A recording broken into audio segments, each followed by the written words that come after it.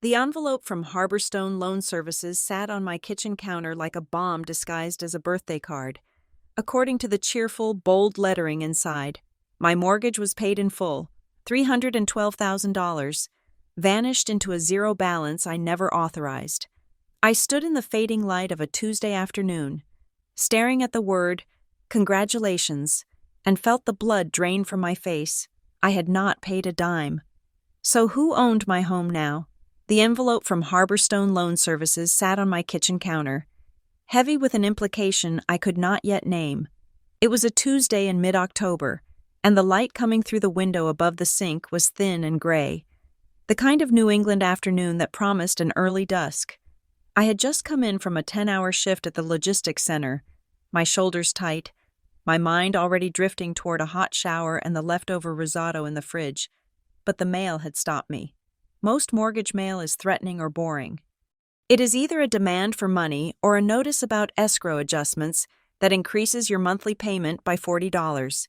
This envelope was different. The paper stock was thick, almost creamy. The return address was embossed.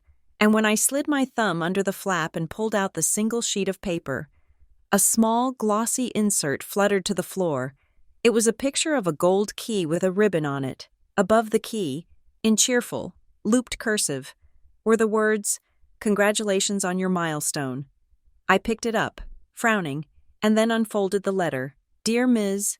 Ellie Griffin, we are pleased to inform you that your mortgage loan with Harborstone Loan Services has been paid in full. Enclosed you will find the official satisfaction of mortgage document for your records. We thank you for your business and wish you the best in your future endeavors." I read it twice, then I read it a third time, saying the words out loud to the empty kitchen. Paid in full. My stomach did a slow, sickening roll. I bought this Cape Cod-style house in Briar Cove 4 years ago. It was a stretch for my salary as a project coordinator. But I had scraped together the down payment, determined to build something that was mine, something that did not depend on a landlord's whim or a partner's mood. The balance on the loan was $312,400 and some change. I knew that number by heart because I checked it every month when the auto pay hit. I did not have $300,000. I did not have $30,000. I walked into the living room and sat on the edge of the sofa, the paper trembling in my hand. This had to be a mistake, a clerical error. Someone at Harborstone had typed in the wrong account number, credited a lottery winner's payoff to Ellie Griffin instead of Ellie Griffith, and tomorrow they would realize it and send me a frightening letter demanding the money back.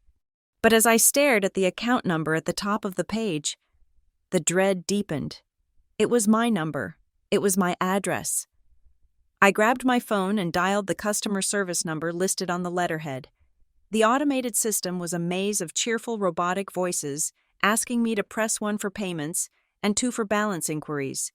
When I finally reached a human being, a woman who identified herself as Brittany, her voice was light and unconcerned. "I need to speak to someone about a letter I received," I said, trying to keep my voice steady. "It says my mortgage is paid off. That is great news." "Ms. Griffin," Brittany said, sounding like she was reading from a script. "Let me just pull up your file. Yes, I see it here. Zero balance. Status is closed. Do you have a question about the final escrow refund I do not think you understand?" I said, "I did not pay it off." There was a pause on the line, the sound of keyboard keys clicking in the background. "Well," Brittany said, "the funds were wired in on the 14th. The account is satisfied. Wired by who I asked. I cannot see the originating bank account on this screen." She said, "It shows it came through a third-party settlement agent. Renfield Title and Closing. Renfield Title." I repeated the name. I had never heard of them. I used a different title company when I bought the house.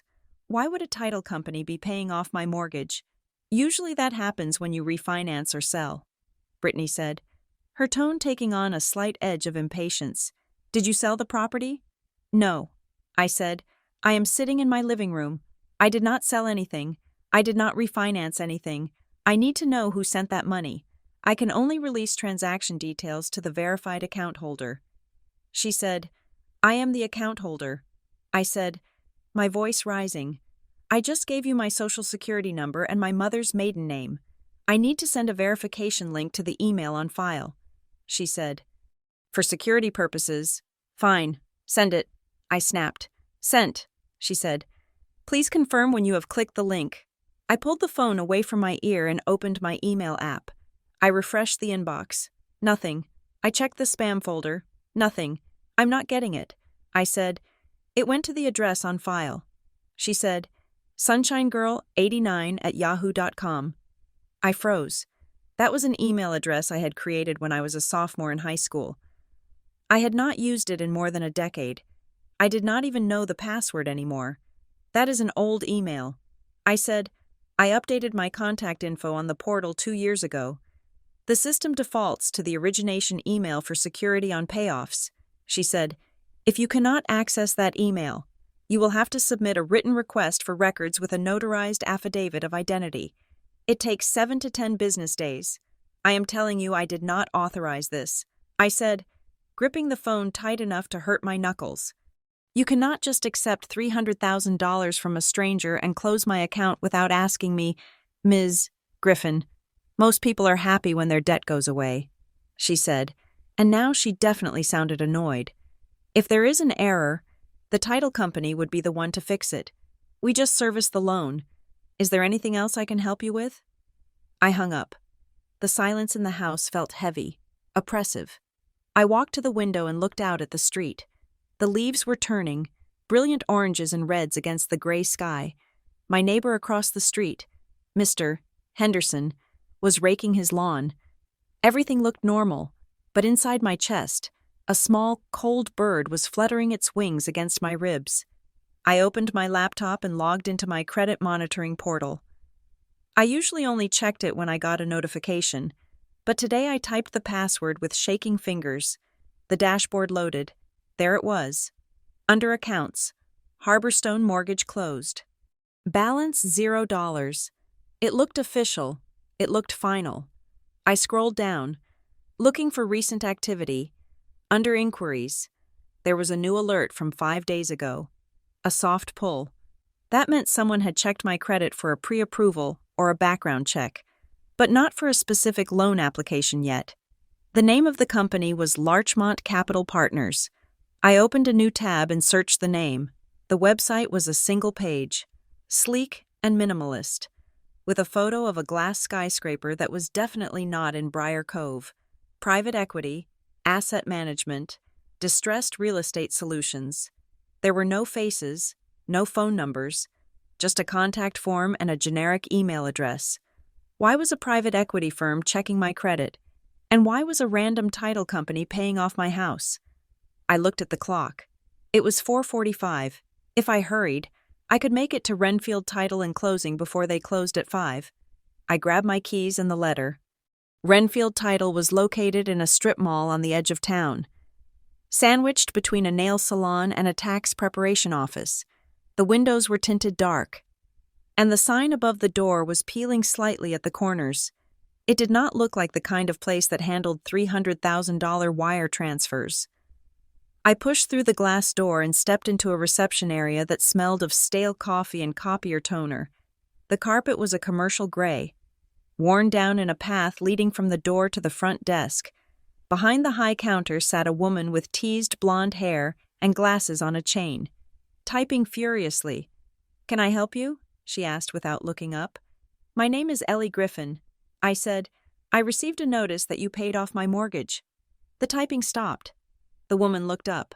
Her eyes narrowed slightly behind the lenses, and I saw a flicker of something that looked like recognition, followed immediately by a stiffening of her posture. She pulled her hands away from the keyboard and placed them in her lap. "Griffin," she said. "Yes," I said. "I need to speak to the closer who handled the transaction."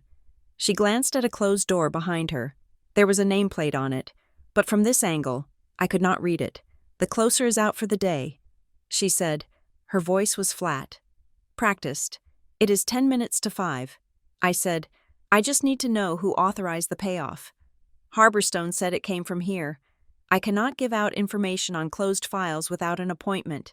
She said, "This isn't a closed file," I said, leaning against the counter. "It is a mistake. I did not sell my house. I did not refinance. The receptionist looked at the phone on her desk, as if debating whether to call security, while her gaze was averted. I looked past her shoulder. On the credenza behind her desk, there was a stack of manila folders waiting to be filed. The tabs were color-coded. One of them, near the top of the stack, had a bright yellow label. Even from 5 feet away, the bold black marker was legible. Griffin. E. Quitclaim. My heart hammered against my ribs. A quitclaim deed. That was a document used to transfer property from one person to another, usually between family members, without the protections of a title search. It was the fastest, dirtiest way to move a house out of someone's name. "That is my file," I said, pointing. The receptionist spun around in her chair, saw where I was looking, and grabbed the folder, flipping it over so the label was face down. "You cannot look at confidential documents," she said, her voice rising to a scold. "You need to leave. Why is there a quitclaim deed in my name?" I demanded. "Who is the grantee I am asking you to leave? Or I'm calling the police," she said. She reached for the phone receiver. I stared at her. She was terrified. Not annoyed. Not bureaucratic terrified. She was holding that folder like it was a live grenade. I backed away. "I will be back," I said. "With a lawyer." I turned and walked out, my knees shaking so hard I could barely feel the pavement under my feet. I sat in my car in the parking lot, the engine idling. I needed to talk to someone who would tell me I was overreacting, that this was just a mix-up, that quitclaim deeds were standard procedure for something innocuous I did not understand. I called my mother. Sharon Griffin answered on the first ring. Usually, she let it go to voicemail, or answered with a breathless, martyred tone that implied I had interrupted something crucial. But today, she picked up instantly. "Ellie," she said. Her voice was bright, too bright, like she had been staring at the phone, waiting for it to ring. "Mom," I said, "something weird is happening." "Oh," she said, "I got a letter from my mortgage company. They say the loan is paid off. And I went to this title place, and they had a file with a quitclaim deed in it. I think someone is trying to steal my identity." There was a silence on the other end. It lasted only a second, but it felt heavy. "Mom," I said. "Ellie, honey," Sharon said. Her voice shifted. The brightness evaporated, replaced by a soothing, almost cooing tone she used when I was a child and had scraped my knee. "You are getting so worked up. Take a breath." "Did you hear me?" I said. "Someone paid off my mortgage." "I know," she said. The world stopped. The engine of my car, the traffic on the road, the beat of my own heart, it all suspended in a vacuum. What I whispered, "I handled it," she said. "I wanted it to be a surprise. I know how stressed you have been with work, and how much you worry about money. I came into a little bit of liquidity from the trust, and I thought, why not help my girl?" "You paid it off?" I asked. $300,000. "Well, the financing is complicated," she said, breezing past the number. "But yes, the debt is gone. You do not have to worry about that payment anymore. But the title company," I said, my brain trying to catch up with her words. "The receptionist had a quitclaim deed. Why would there be a quitclaim?" "Oh, that is just paperwork," Sharon said dismissively. "To secure the trust's interest, since I use the family funds.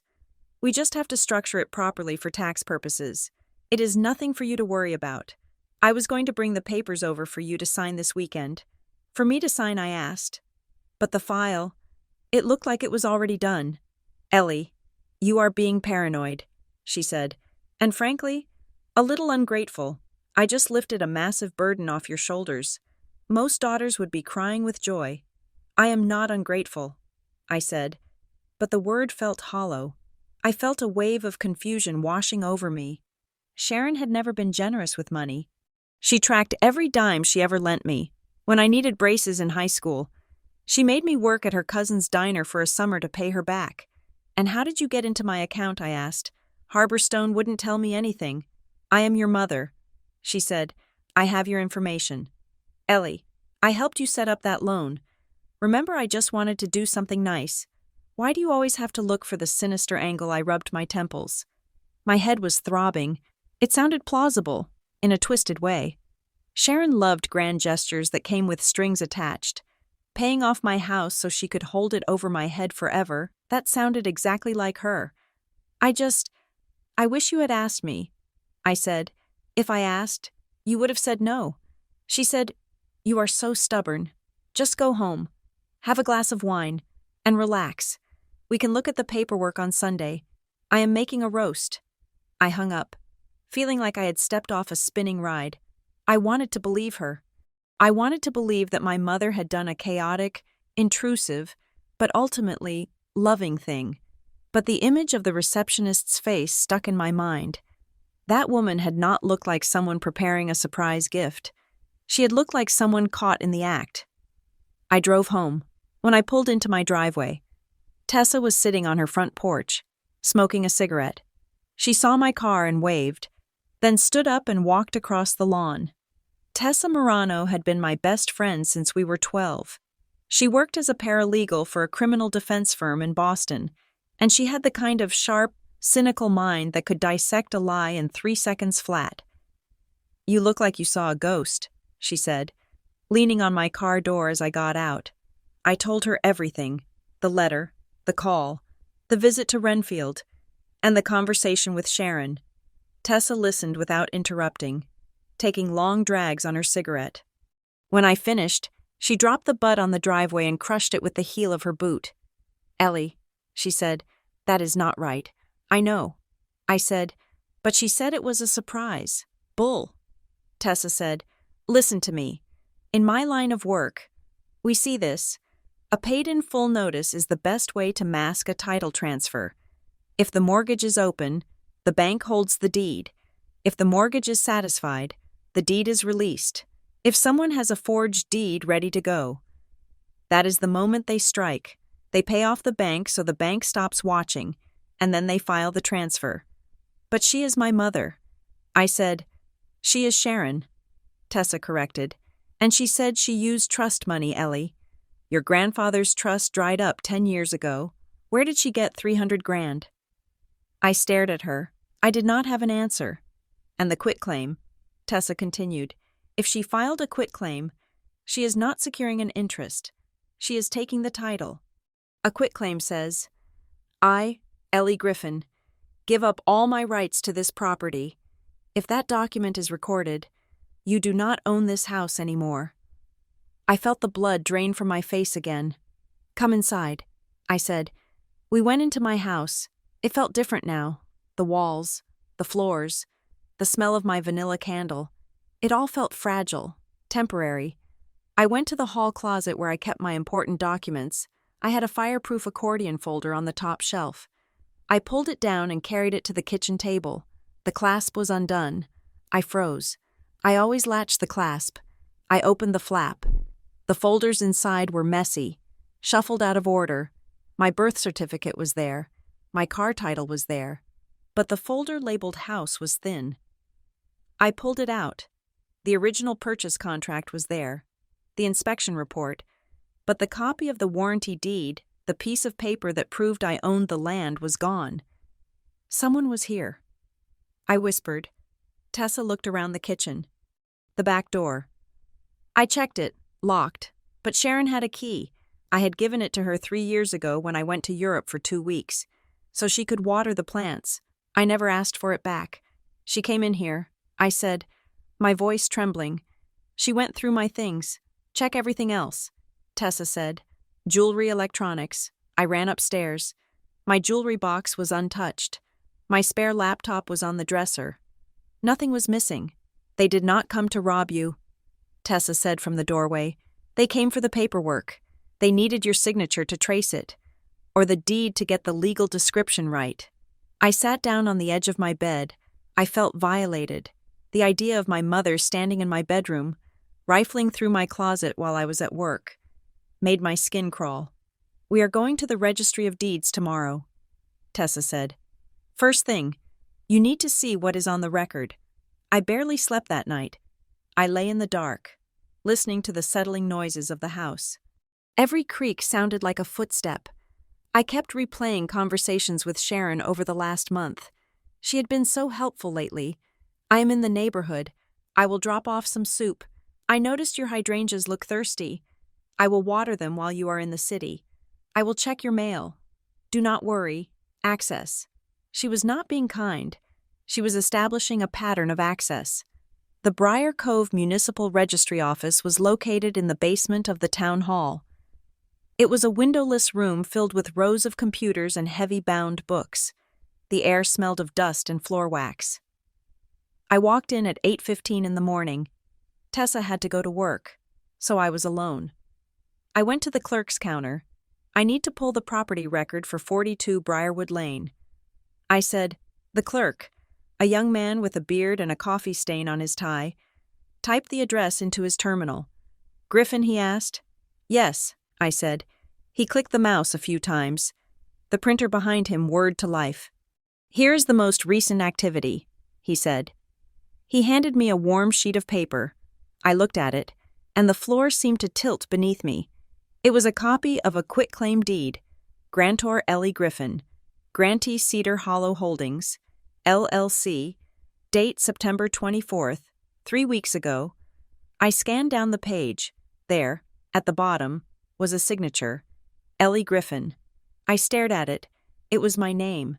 It was my loop on the E. My sharp cross on the T. It looked like my hand. If I had seen it on a receipt, I might have thought I signed it, but I had not signed it. On September 24th, I was in Chicago for a logistics conference. I was 500 miles away, and below my signature, there was a notary stamp. Gina Harlow, Notary Public, Commonwealth of Massachusetts. I did not know a Gina Harlow. I looked back at the grantee line. Cedar Hollow Holdings, not Sharon Griffin, not the Family Trust, a limited liability company I had never heard of. My mother had lied. She hadn't put the house in a trust to help me. She had forged my signature and transferred my home to a shell company. The room started to spin. The implications crashed into me like a physical blow. The paid-in-full notice was not a gift. It was a cleanup operation. They paid off the bank so the bank wouldn't object to the transfer. My equity, every dollar I had saved, every payment I had made was gone. Transferred to strangers. And my mother had done it. I felt a tear slide down my cheek. Hot and fast. I wiped it away, angry. The clerk was watching me. He must have seen this before the shock, the pallor, the realization that the paper reality did not match the life reality. He leaned forward slightly, lowering his voice. "Miss," he said. I looked up at him. I felt small. I felt stupid. I felt completely, terrifyingly alone. "Do you want me to call someone?" he asked quietly. I looked down at the signature again. It was close enough to pass at a glance. It was wrong enough to feel like a violation of my soul. "No," I said, my voice sounding like it was coming from underwater. "I need to make a copy. I need to make a copy of everything." I stood there, gripping the counter, while the printer whirred again, churning out the evidence of my mother's love. The office of Desai and London Law smelled of old paper and lemon polish, a scent that I would come to associate with the dismantling of my life. I sat in a high-backed leather chair, my hands clasped tightly in my lap to stop them from shaking. Across the desk sat Priya Desai. She was younger than I expected, perhaps my age, with sharp, intelligent eyes and a stillness that made the chaos in my head feel even louder. She had the certified copies spread out on the mahogany desk between us. 3 documents, 3 lies. "So, let me make sure I understand the sequence," Priya said, her voice even and low. She tapped the first document with a manicured fingernail. On September 14th, a satisfaction of mortgage was filed. This tells the world that Harborstone has been paid and has no more claim on your home. "Right," I said, "but I did not pay it." Priya nodded, her expression unreadable. "Correct. This is the bait. A clean title is attractive. It is necessary if you want to transfer ownership without the bank getting involved. If there is a mortgage, the bank holds the deed. If the mortgage is gone, the deed is loose. It is vulnerable." She moved her finger to the second document. 10 days later, on September 24th. This document was recorded. A limited power of attorney. I leaned forward, staring at the paper. It was a dense block of legal text, but the bold headers were clear. It granted Sharon Griffin the authority to act on my behalf regarding real estate transactions for the property at 42 Briarwood Lane. And at the bottom, there was my signature. It was a good forgery, better than the one I had seen at the registry. This one had the slight loop on the capital G that I used when I was signing birthday cards. Not legal documents. It looked friendly. It looked intimate. I did not sign this. I said, I was in Chicago. I have the flight records. I have the hotel receipts. I believe you. Priya said, but legally, this document exists, and it was used to execute this. She slid the third document toward me. The quitclaim deed. This transfers ownership from Ellie Griffin to Cedar Hollow Holdings, LLC, for the consideration of $10. Priya said, because of the power of attorney. Your mother did not even need to forge your signature on this one. She signed it herself. As your agent. See, I looked on the signature line. It read, Ellie Griffin, by Sharon Griffin, her attorney in fact. She sold my house to a shell company for $10. I whispered, she transferred it. Priya corrected, the $10 is just a nominal amount to make the contract binding. The real money changed hands somewhere else, likely between the entity that paid off your mortgage and this Cedar Hollow group. But this is illegal. I said, my voice rising. It is fraud. It is theft. We can just tell the police, right? Priya leaned back, folding her hands.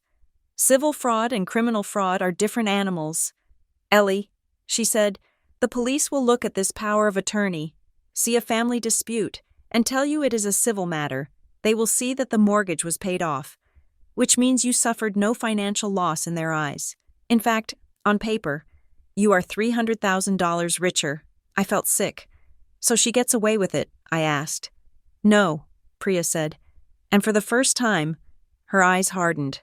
We sue. We file a complaint to quiet title. We seek a declaratory judgment that the power of attorney is void ab initio invalid from the start. If the power of attorney is fake, the deed is fake. But we have to prove it. And we have to move fast, because right now, Cedar Hollow Holdings legally owns your home. They can evict you. They can sell it. They can borrow against it. She handed me a pen. I need you to sign a retainer, she said, and then I need you to tell me everything about your mother. Driving to Sharon's townhouse felt like driving backward in time. She lived in a manicured development called the Gables, where the grass was cut to a uniform height of 2 inches, and the mailboxes were all painted the same shade of hunter green. It was a place where appearances were not just important, they were the only thing that mattered. I parked my car in her driveway, blocking in her pristine silver sedan. I wanted to block her in. I wanted to trap her. I walked up the path, my boots loud on the pavers. I did not knock. I still had a key, a relic from a time when I thought we were a normal family. I unlocked the door and pushed it open. Mom, I called out. The house smelled of lavender and bleach. It was terrified of dust.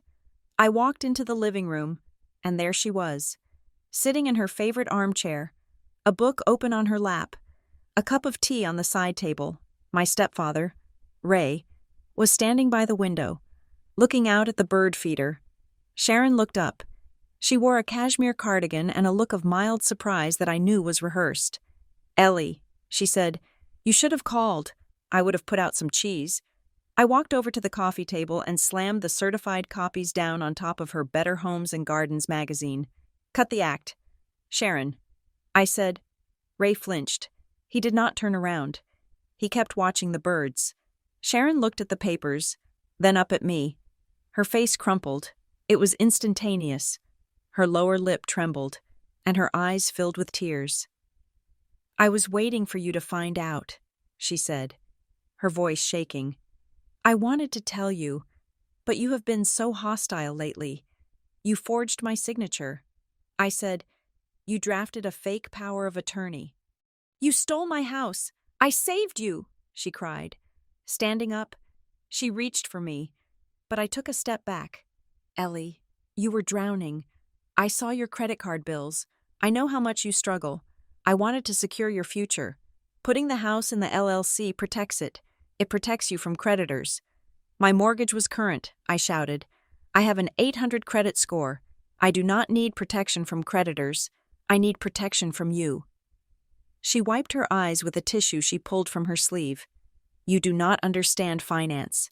Ellie, she said, her voice dropping to a harsh whisper. The market is turning. I made a deal. A brilliant deal. I paid off your debt. You are free. Why can you not just say thank you, because I do not own it anymore, I said. Cedar Hollow Holdings owns it. Who is Cedar Hollow? Sharon, it is an investment vehicle, she said vaguely. A holding company. It is standard estate planning. And the notary I asked? Gina Harlow. Who is she? Because she says I appeared before her on September 24th. I was in Chicago. Sharon froze. Her eyes darted to the side. Just for a fraction of a second, She is a professional, Sharon said. She understands how families work. She knows that sometimes technicalities get in the way of doing the right thing. So you paid her. I said, you paid her to lie. I did not say that Sharon snapped. I said she was helpful. I shouldn't have said that. Forget I said that. She looked at Ray. Ray, tell her. Sharon commanded. Tell her we are doing this for her own good. Ray turned slowly from the window. He was a tall man who had shrunk over the last 10 years, worn down by the friction of living with Sharon. He looked at me, and his eyes were full of a profound, exhausted sorrow. He opened his mouth, then closed it. He looked at Sharon, who was staring at him with a mix of expectancy and threat. It is done, Ellie, Ray said softly. Just try to understand she loves you. I looked at him, disgusted. You are letting her do this. You are watching her commit a felony, and you are saying nothing. Ray looked back out the window. I grabbed the papers from the table. I hired a lawyer. Mom, I said, a real one, not one of your strip mall friends. And we are going to undo this. Every single piece of it. Sharon's face changed. The tears vanished. The trembling stopped. She straightened her spine. And suddenly she looked very tall and very cold. You have no idea what you are starting, she said. You are a little girl playing with matches. If you sue me, Ellie, you will lose more than the house. I will make sure everyone knows exactly how unstable you really are. Is that a threat? I asked. It is a promise, she said. Now get out of my house. I walked out, my heart pounding so hard I felt dizzy. I got into my car and reversed out of the driveway, tires screeching slightly. Halfway home, my phone buzzed in the cup holder. I glanced at it. A text from Ray. Please be careful. You don't know who she's working with. I stared at the screen until the backlight faded to black. 2 days later, I was back in Priya's office. This time, there was a third person in the room. Marcus Vance was a large man with a shaved head and a suit that looked expensive but lived in. He did not look like a lawyer. He looked like someone who knew how to find things that people wanted hidden. Ellie, this is Marcus, Priya said. He specializes in document forensics and title fraud. Nice to meet you, Marcus said. His voice was gravelly. I took a look at the copies Priya sent over. You have a problem, I know. I said, your mother is the front, Marcus said. But the machinery behind this, that is professional. He opened a folder and pulled out a magnified image of the notary stamp from my forged power of attorney. Gina Harlow. He said, I ran her commission. She has been a notary for 6 years. In the last 6 months, her stamp has appeared on 42 real estate transactions in this county alone. That is a high volume for an independent. He tapped the image. We call them friendly notaries, he said. Usually, a notary is a neutral witness. Their only job is to verify that you are who you say you are. But in a scheme like this, the notary is the gatekeeper. They stamp the document without the signer present, or they accept a fake ID. In your case, since your mother had the original deed and your personal info, Harlow likely just looked the other way while your mother signed your name. Or maybe Harlow signed it herself. Can we find her? I asked. I am looking, Marcus said. Her registered address is a P.O. box at a UPS store. But here's the interesting part. I traced the money that paid off your mortgage. He pulled out another sheet of paper. It was a spreadsheet with highlighted rows. Harborstone received a wire transfer from an escrow account at Bay Ridge Community Bank. He said, "I bank at Bay Ridge." I said, "So do a lot of people." Marcus said, "But this wasn't a personal account. It was a lawyer's trust account. Escrow accounts are black boxes. Money goes in from 5 different sources, gets mixed together, and goes out to pay off a mortgage. The bank knows who sent the money in, but they will not tell us." "Why not?" I asked. "Privacy laws." Priya interjected. "Unless we have a lawsuit filed and a subpoena issued, Bay Ridge will protect their client's identity." "So we are stuck?" I asked. "Not exactly," Priya said. "I drafted an emergency motion for a temporary restraining order. We are going to ask a judge to freeze that account and compel Bay Ridge to reveal the source of funds. We are arguing that the funds are the fruit of fraud." "It is a long shot," Marcus warned. "Judges hate freezing escrow accounts. It stops other legitimate deals from closing." "But it might rattle them enough to make a mistake." "Who are they?" I asked. "Who is them?" "That is what we need to find out," Marcus said. "Your mother did not have $300,000 liquid. Someone gave it to her, or someone lent it to her. And whoever that is, they are the ones who actually want your land." That night, Tessa came over with a pizza and her laptop. We sat on my living room floor. Surrounded by stacks of paper, the house felt cold. I had turned up the thermostat, but the chill seemed to be coming from the walls themselves. "Okay," Tessa said, wiping tomato sauce from her lip. "I went down a rabbit hole on Cedar Hollow Holdings." "What did you find?" I asked. "Nothing," she said. "And that is the problem. It was formed in Delaware 3 months ago. The registered agent is a corporate service company in Wilmington. No names attached. Just a filing fee and a P.O. box. So it is a ghost," I said. "A ghost with assets," Tessa said. She turned her laptop toward me. "Look at the county registry." I searched for Cedar Hollow as a grantee. The screen showed a list of search results. There were 5 entries. "They have been busy," Tessa said. "See this 112 Oak Street? That is 2 blocks over. And this 188 Maple Drive. That is the corner lot near the marsh." I leaned in. 88 Maple Drive. I knew that house. It belonged to Mr. Henderson, the old man I saw raking his leaves. "Click on that one," I said. Tessa clicked. The document opened. It was a memorandum of agreement. I read the text. It was dense and confusing, but the gist was clear. It stated that Cedar Hollow Holdings had an equitable interest in the property due to a contract for sale, and that this interest was a cloud on the title. "It is not a deed," Tessa said. "It is like a lien. It stops him from selling the house to anyone else." "Scroll down," I said. She scrolled. There, at the bottom, was a signature, Arthur Henderson, and next to it, the notary stamp, Gina Harlow. "It is the same notary," I said. "Tessa, Mr. Henderson is 80 years old. He has lived there since 1970. Why would he sign an agreement with a Delaware shell company?" "Maybe he didn't," Tessa said grimly. "Just like you didn't." She clicked back to the list. "Ellie, look at the dates," she said. "All of these were filed in the last 6 weeks. September 14th, September 20th, September 24th. They are sweeping the neighborhood." I said, my stomach turned over. This isn't just Sharon being crazy. This is an operation. I grabbed my phone. "I need to call Mr. Henderson." "Do not," Tessa said, putting her hand on my arm. "If you call him and he starts asking questions, and Sharon finds out, she will know you are onto the bigger picture. We need to give Marcus this list. Let him verify if these people actually signed." I put the phone down. I felt trapped. My own home felt like a crime scene. The next few days were a blur of paranoia. I went to work, but I could not focus. Every time my phone rang, I jumped. Every time an email pinged, I expected another foreclosure notice. Then the whispers started. It began with a call from my Aunt Linda on Thursday night. Linda was Sharon's younger sister, a woman who communicated primarily in Bible verses and passive-aggressive concern. "Ellie," she said, her voice dripping with sweetness. I'm just calling to check on your spirit. I am fine.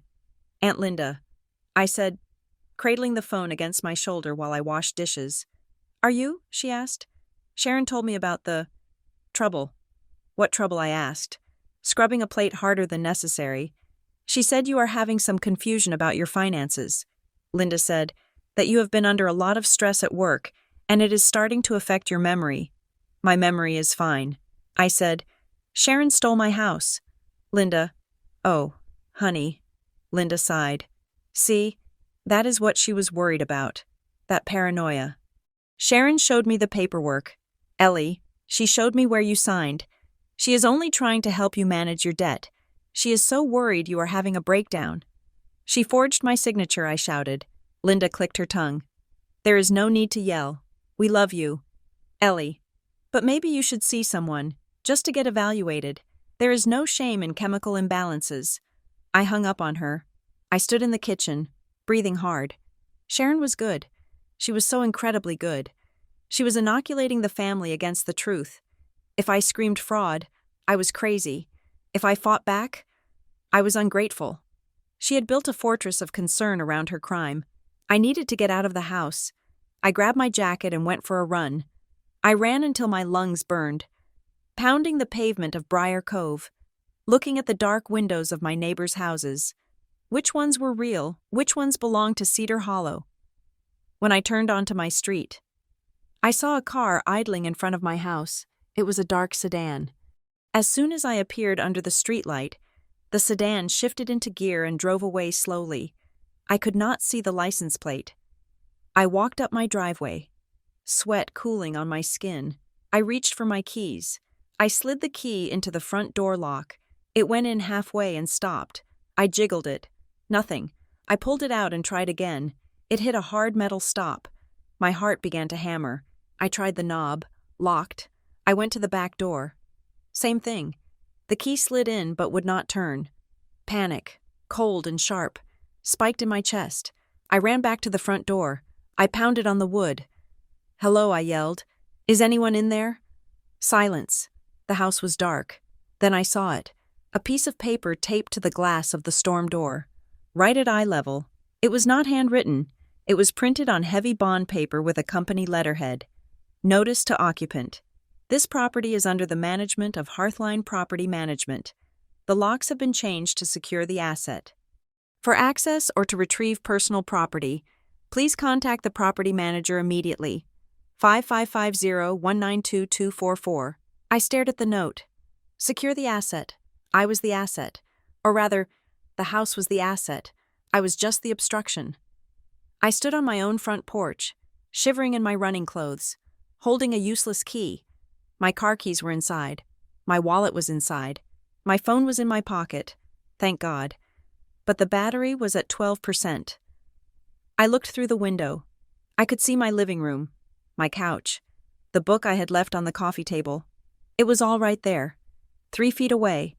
Behind a piece of glass I could not break without becoming a criminal. They had locked me out, without a court order, without an eviction notice. They just waited until I went for a run, and they changed the locks. I dialed the number on the paper. It went straight to voicemail. You have reached Hearthline Property Management. Office hours are 9 to 5, Monday through Friday. If this is a maintenance emergency, press 1. I pressed 1.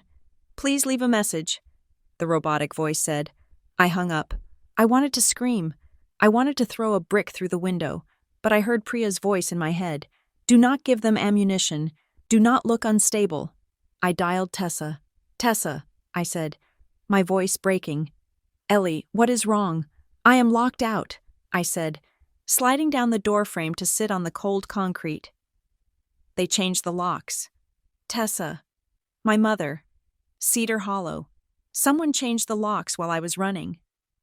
I am coming, Tessa said immediately.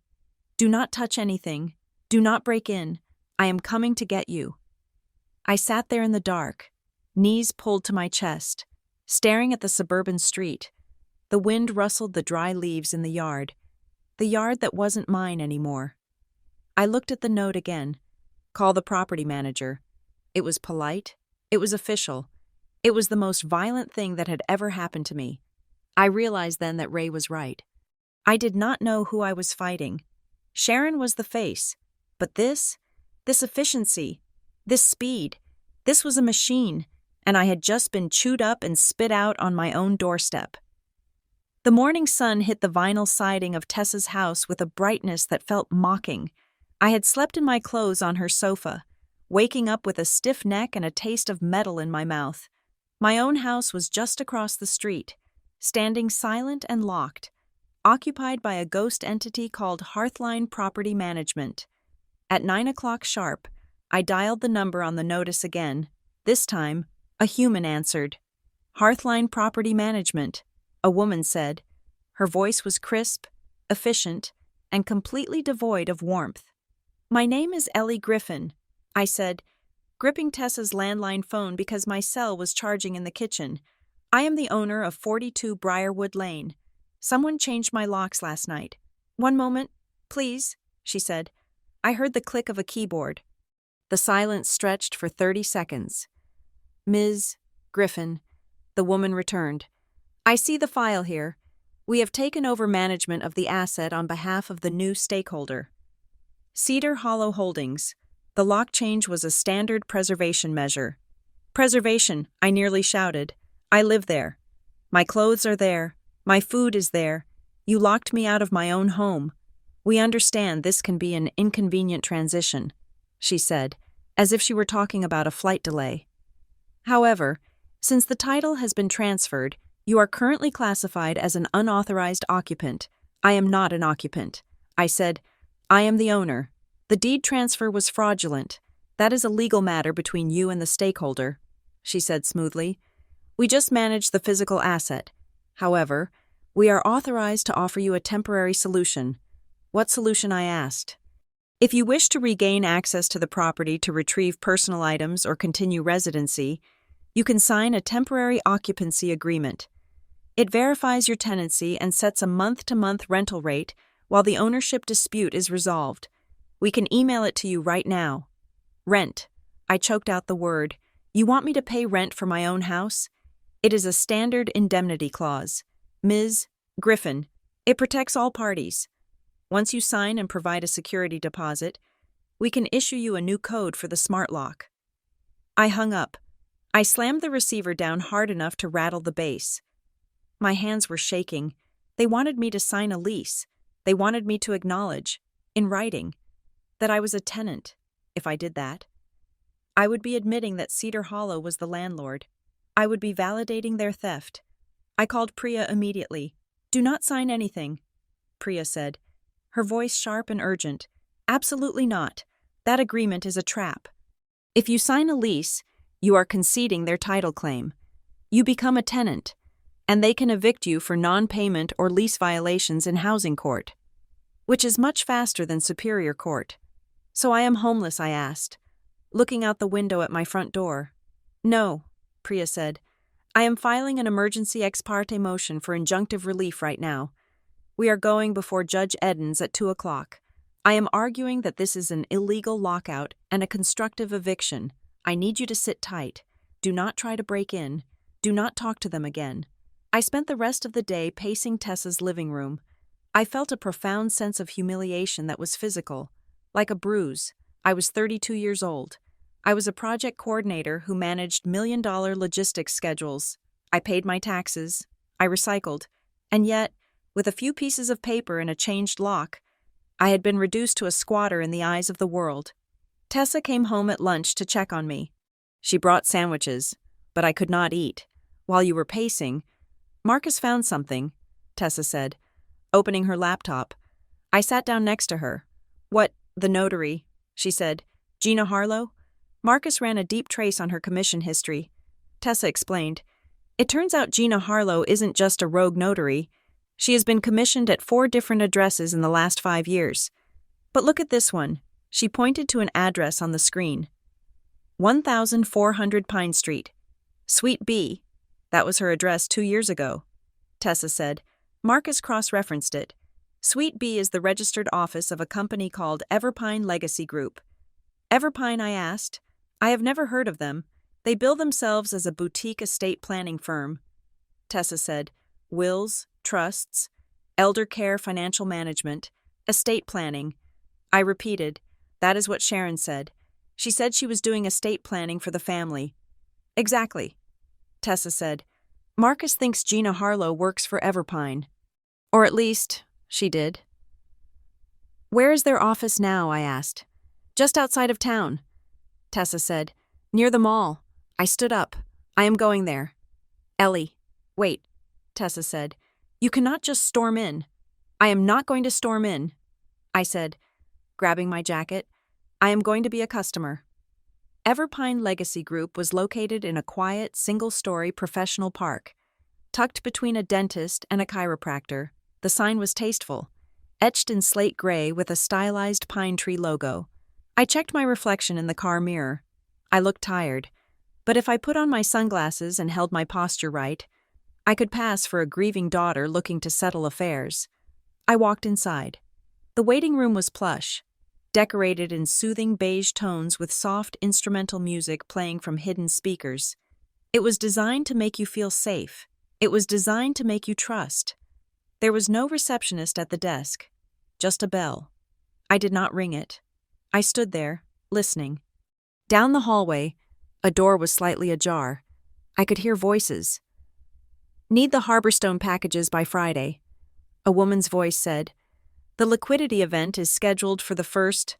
Harborstone, the name of my mortgage servicer. I stepped closer, my heart thudding against my ribs. I know, a man replied, but the recording delays at the registry are slowing us down.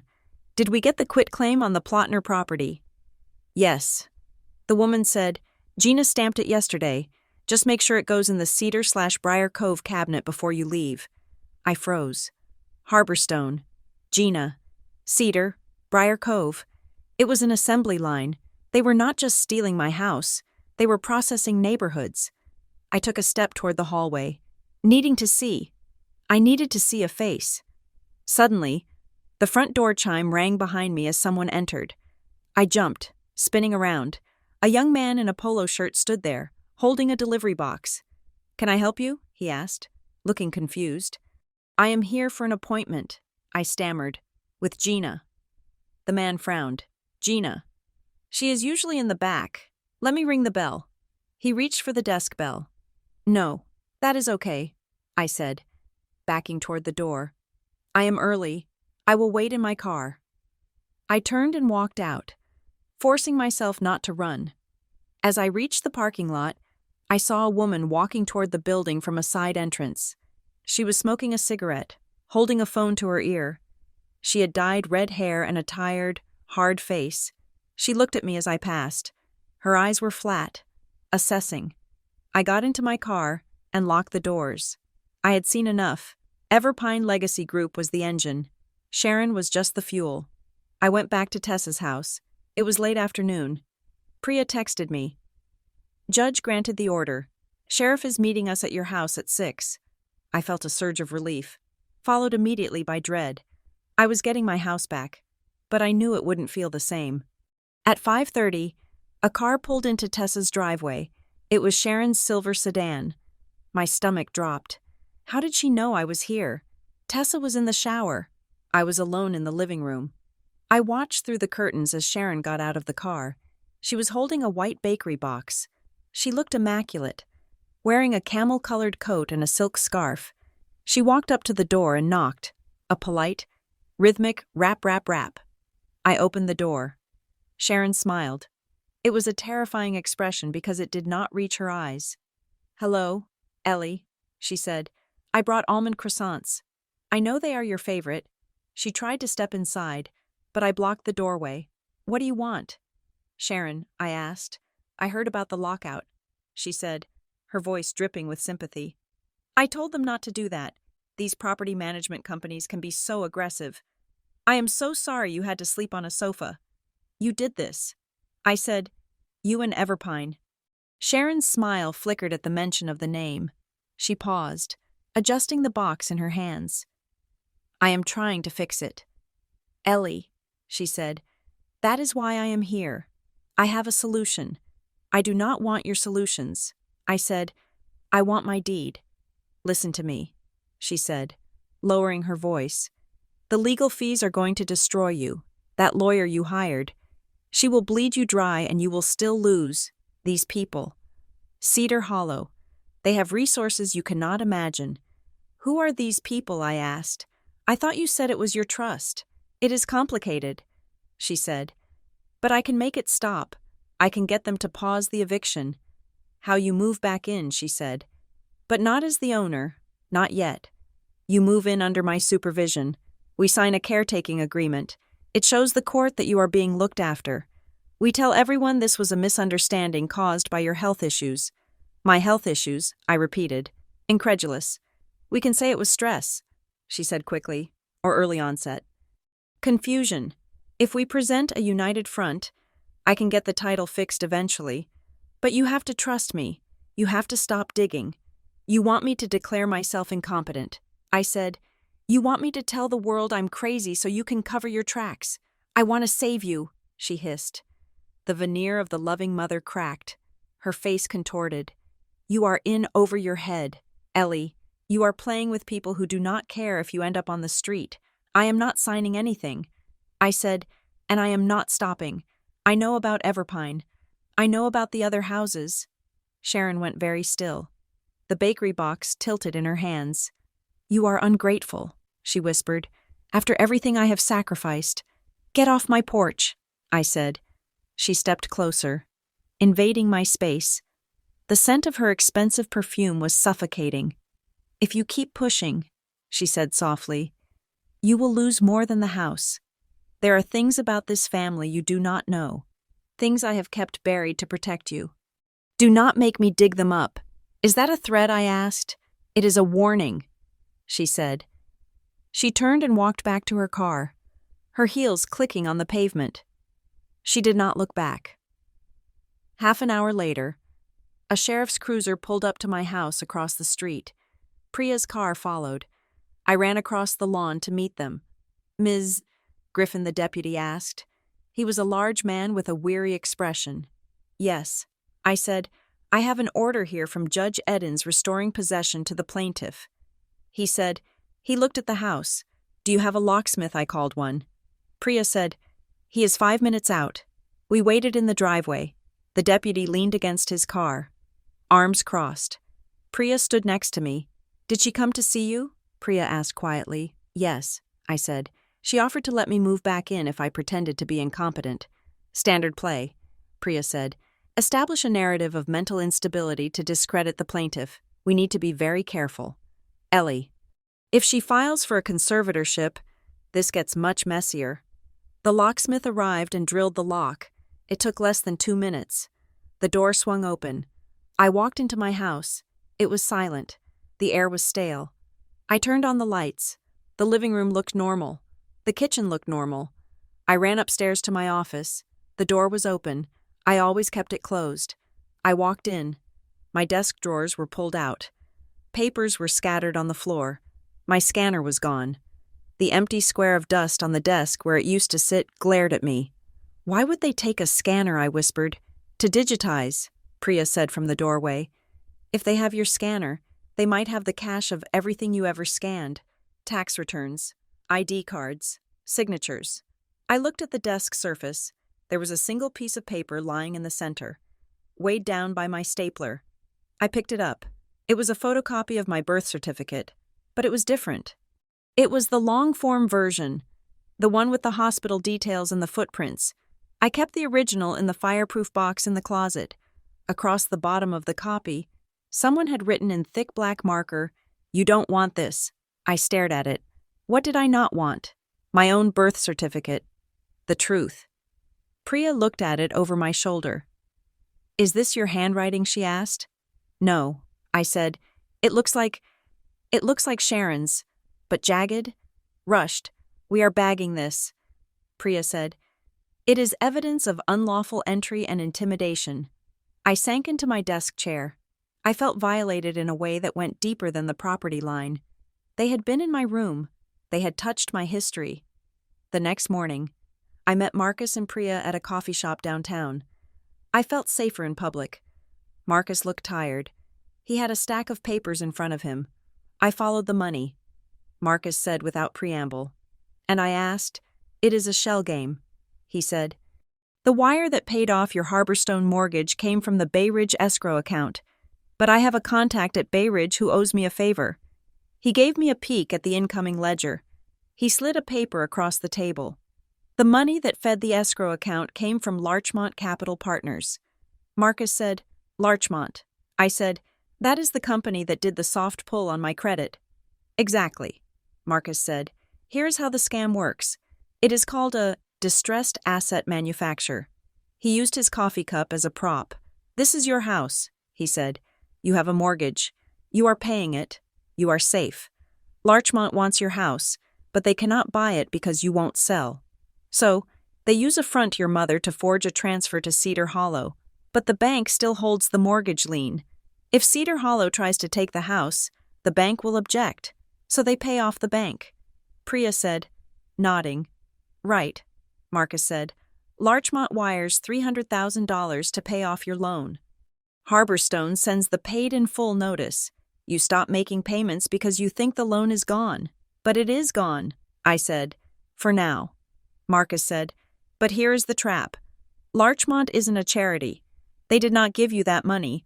They likely had your mother sign a promissory note on behalf of the Cedar Hollow entity, using the house as collateral, but since the deed transfer was fraudulent, the whole thing is a mess. I don't understand." I said, "If they paid it off." "Why am I in danger because of the default confusion?" Marcus said. "They want you to live in limbo for a few months. They want you to stop paying Harborstone. Then, in 90 days, they will file a new lien, or they will claim the payoff was an error, or they will enforce the contract with Cedar Hollow. By the time you figure out who you owe money to, you are 6 months behind, and then they foreclose, not based on the old mortgage, but on the new debt your mother created. It is a way to bypass the standard foreclosure protections," Priya added. "If they can frame it as a commercial dispute between business partners, you and Cedar Hollow, the consumer protection laws do not apply." I felt cold. It was so calculated. It was so evil. And the worst part, Marcus said, is that if the satisfaction of mortgage was filed improperly, or if they rescind it, you could end up owing the money back to Harborstone plus penalties. While Cedar Hollow still holds the deed, I need to talk to a loan specialist. I said, "I need to understand the mechanics. I know a guy." Marcus said, "The loan specialist was a man named David who worked out of a shared workspace. He listened to my story with a grim expression. It is the silent second nightmare." David said, "If a satisfaction is recorded, the world thinks the debt is gone. But if the party who paid it, Larchmont, has a side agreement with the new owner, Cedar Hollow, they can spring a lien on the property at any time. And since you are the one living there, you are the one who gets evicted when the lien is called due. So what do?" I asked. "You have to prove the original deed transfer was void." He said, "You have to prove you never sold the house. If you can do that, the payoff becomes an unjust enrichment claim. Harborstone might reinstate your old loan, but that is better than losing the house to Larchmont. Time favors the party with resources," he added. "Every day this deed stands on the record is a day they are winning." I went home that evening feeling the weight of the ticking clock. The house felt big and empty. I kept looking at the spot where the scanner used to be. I decided to check the attic. If Sharon had been in the house, maybe she had hidden something else. I pulled down the hatch in the hallway ceiling and climbed the ladder. The attic was dusty, filled with Christmas decorations and old suitcases. I crawled toward the back, where I kept my winter clothes. Tucked behind a stack of plastic bins, I saw a cardboard box. It was not one of mine. It was an old liquor store box, taped shut with yellowed masking tape. I pulled it out. It was heavy. I used my house key to slice the tape. Inside, there were stacks of envelopes, bundles of them, rubber banded together. I picked up the top bundle. The handwriting was jagged, masculine. The ink was faded blue. Ms. Ellie Griffin, 42 Briarwood Lane. The postmark was from 5 years ago.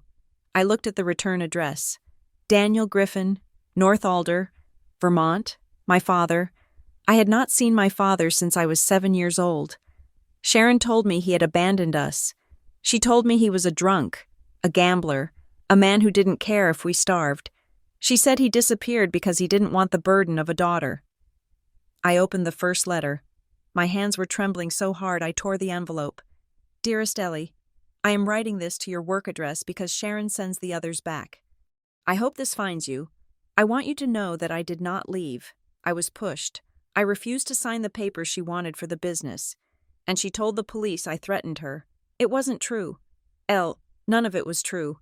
I opened another. Ellie, please call me. I found out she transferred the lake cabin. That was your college money. She forged my name. I am trying to fight it. But she has everyone convinced I am the villain. And another. Happy birthday. Kiddo, I miss you. I am sending this to your new house. I hope you got it. Be careful with your finances. Ellie, Sharon has a way of moving things around. She calls it protecting the family, but it is just control. I sat on the dusty floorboards of the attic, surrounded by dozens of unopened letters. Sharon had intercepted them. She had stolen them. She had told me he didn't love me. She had built my entire reality on that lie. But he had tried. He had tried to warn me. She has a way of moving things around. I looked at the most recent letter. It was postmarked 6 months ago. I am sick.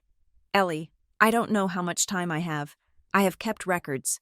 If you ever find yourself in a corner, if she ever tries to do to you what she did to me, come find me. I kept the proof. I wiped the tears from my face. The sadness was being replaced by a cold, hard rage. It was a different kind of anger than before. It wasn't just about the house anymore. It was about my life. It was about the years of loneliness, the belief that I was unlovable, the guilt I felt for not being a good enough daughter to Sharon. She had engineered all of it. I stood up, clutching the box to my chest.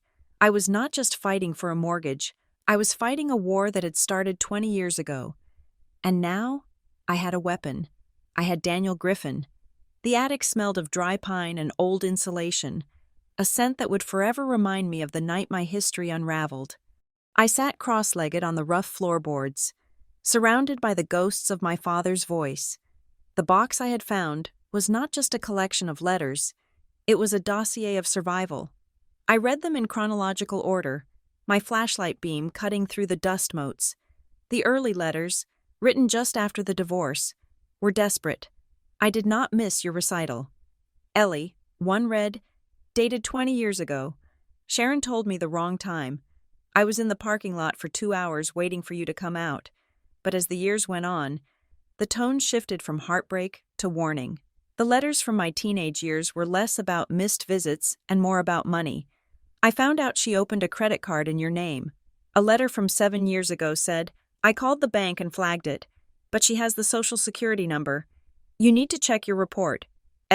She moves money like she moves furniture whenever she gets bored or desperate. I picked up a letter dated 3 years ago.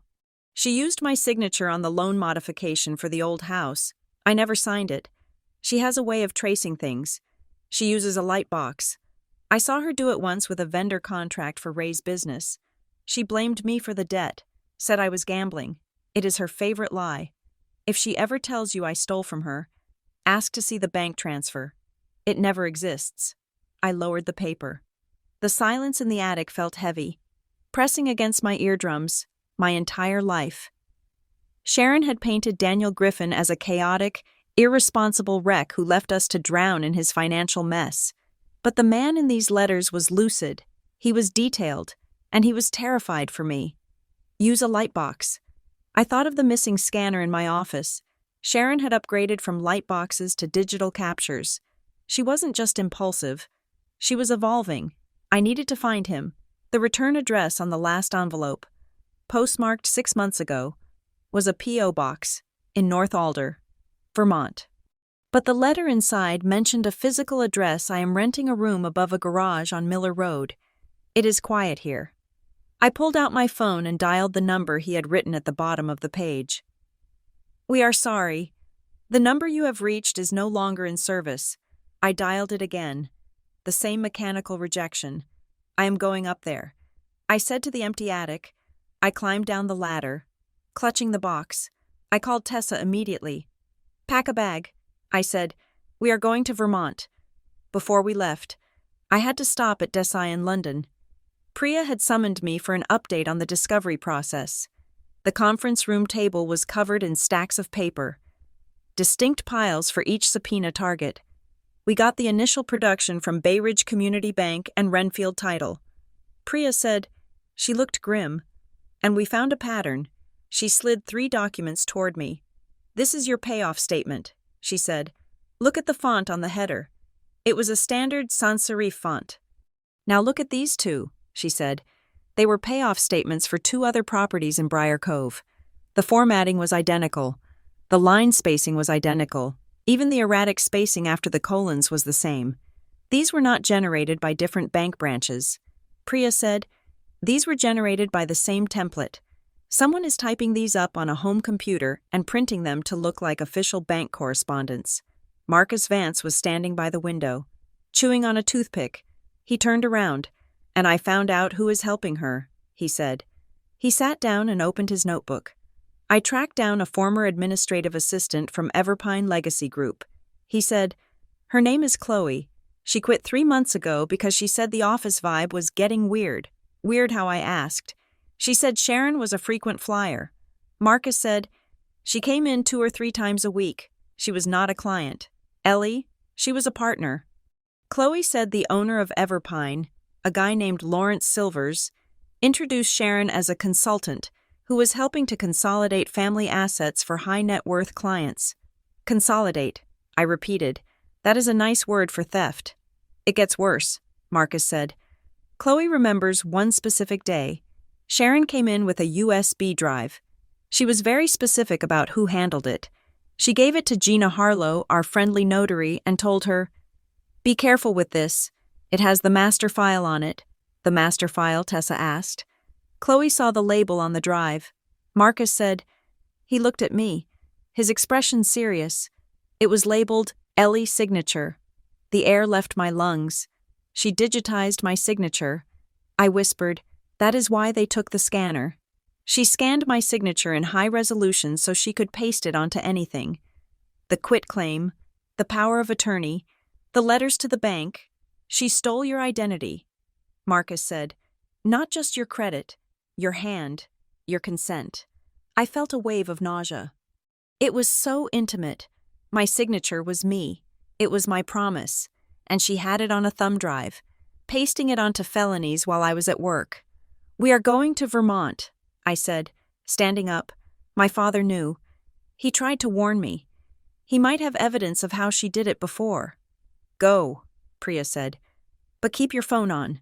Sharon has retained counsel. A man named Arthur Sterling. He is a shark, if they make a move. I need to reach you instantly. The drive to North Alder took 4 hours. We drove north on the interstate, watching the suburban sprawl of Massachusetts give way to the dense, rolling hills of Vermont. The trees were bare, stripped of their autumn color, standing like skeletons against the slate sky. Tessa drove while I navigated. I held the box of letters on my lap, rereading them until the words blurred. She blamed me to cover it. That was the refrain. Every time Sharon committed a financial sin, she needed a sinner to pin it on. For 20 years. It had been Daniel. Now, it was me. North Alder was a hamlet of 2,000 people, centered around a general store and a gas station. Miller Road was a dirt track that wound up a steep hill.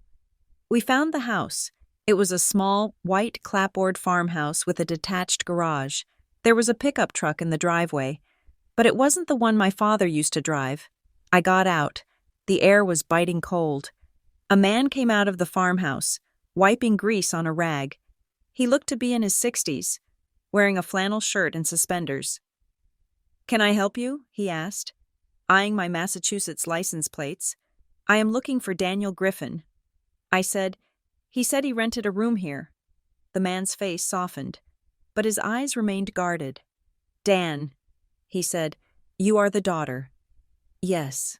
I said, "I am Ellie." He nodded slowly. He talked about you. Said you might come someday. Is he here? I asked, looking at the garage apartment. No, the man said. He left about 3 months ago. Left? I asked. Where did he go? He didn't say. The man said. He left in a hurry. Some folks came around looking for him. Process servers, maybe. Or debt collectors. Dan got spooked. Said he had some legal trouble down south resurfacing. Legal trouble. I said that was Sharon's trademark. He cleared out his stuff, I asked. Most of it, the man said. But he left some boxes. He couldn't fit everything in his car. He rented a unit over at Greenlock Storage, out on Route 9. Said he would send for it when he got settled. But I haven't heard a word. Did he leave a key? I asked. The man hesitated. Then he reached into his pocket and pulled out a key ring. He gave me the spare, he said. Said if a girl named Ellie came looking, and she looked like she was in trouble, I should let her see. He looked at me closely. You look like you are in trouble. I am. I said. Greenlock Storage was a row of corrugated metal sheds behind a chain-link fence. The wind rattled the loose metal of the gate as we punched in the code the neighbor had given us. Unit 44. I slid the key into the padlock. It turned with a stiff click. I rolled up the door. The unit was small, 5 by 5. It was filled with file cabinets, not furniture, not clothes, just 4 gray metal file cabinets. My father hadn't been running away. He had been building an archive. I pulled open the top drawer of the first cabinet.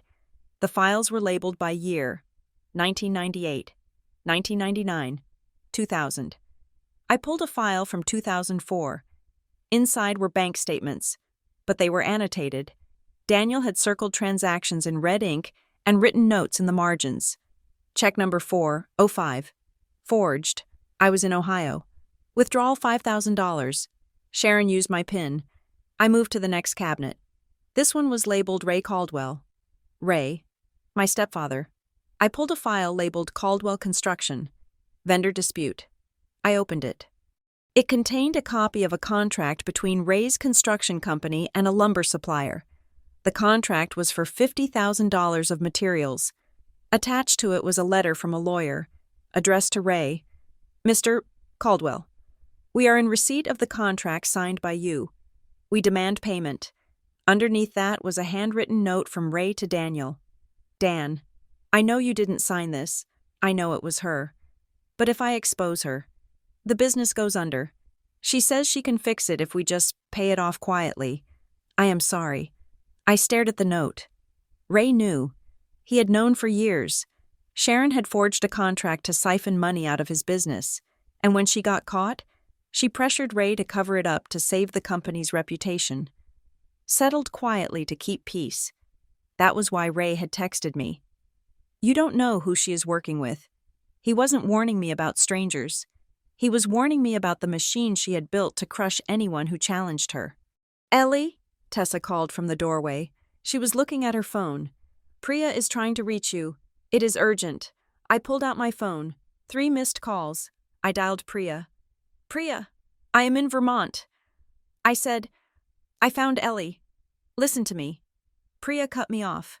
Her voice was tight. Sharon just filed a petition in Bryan County Probate Court.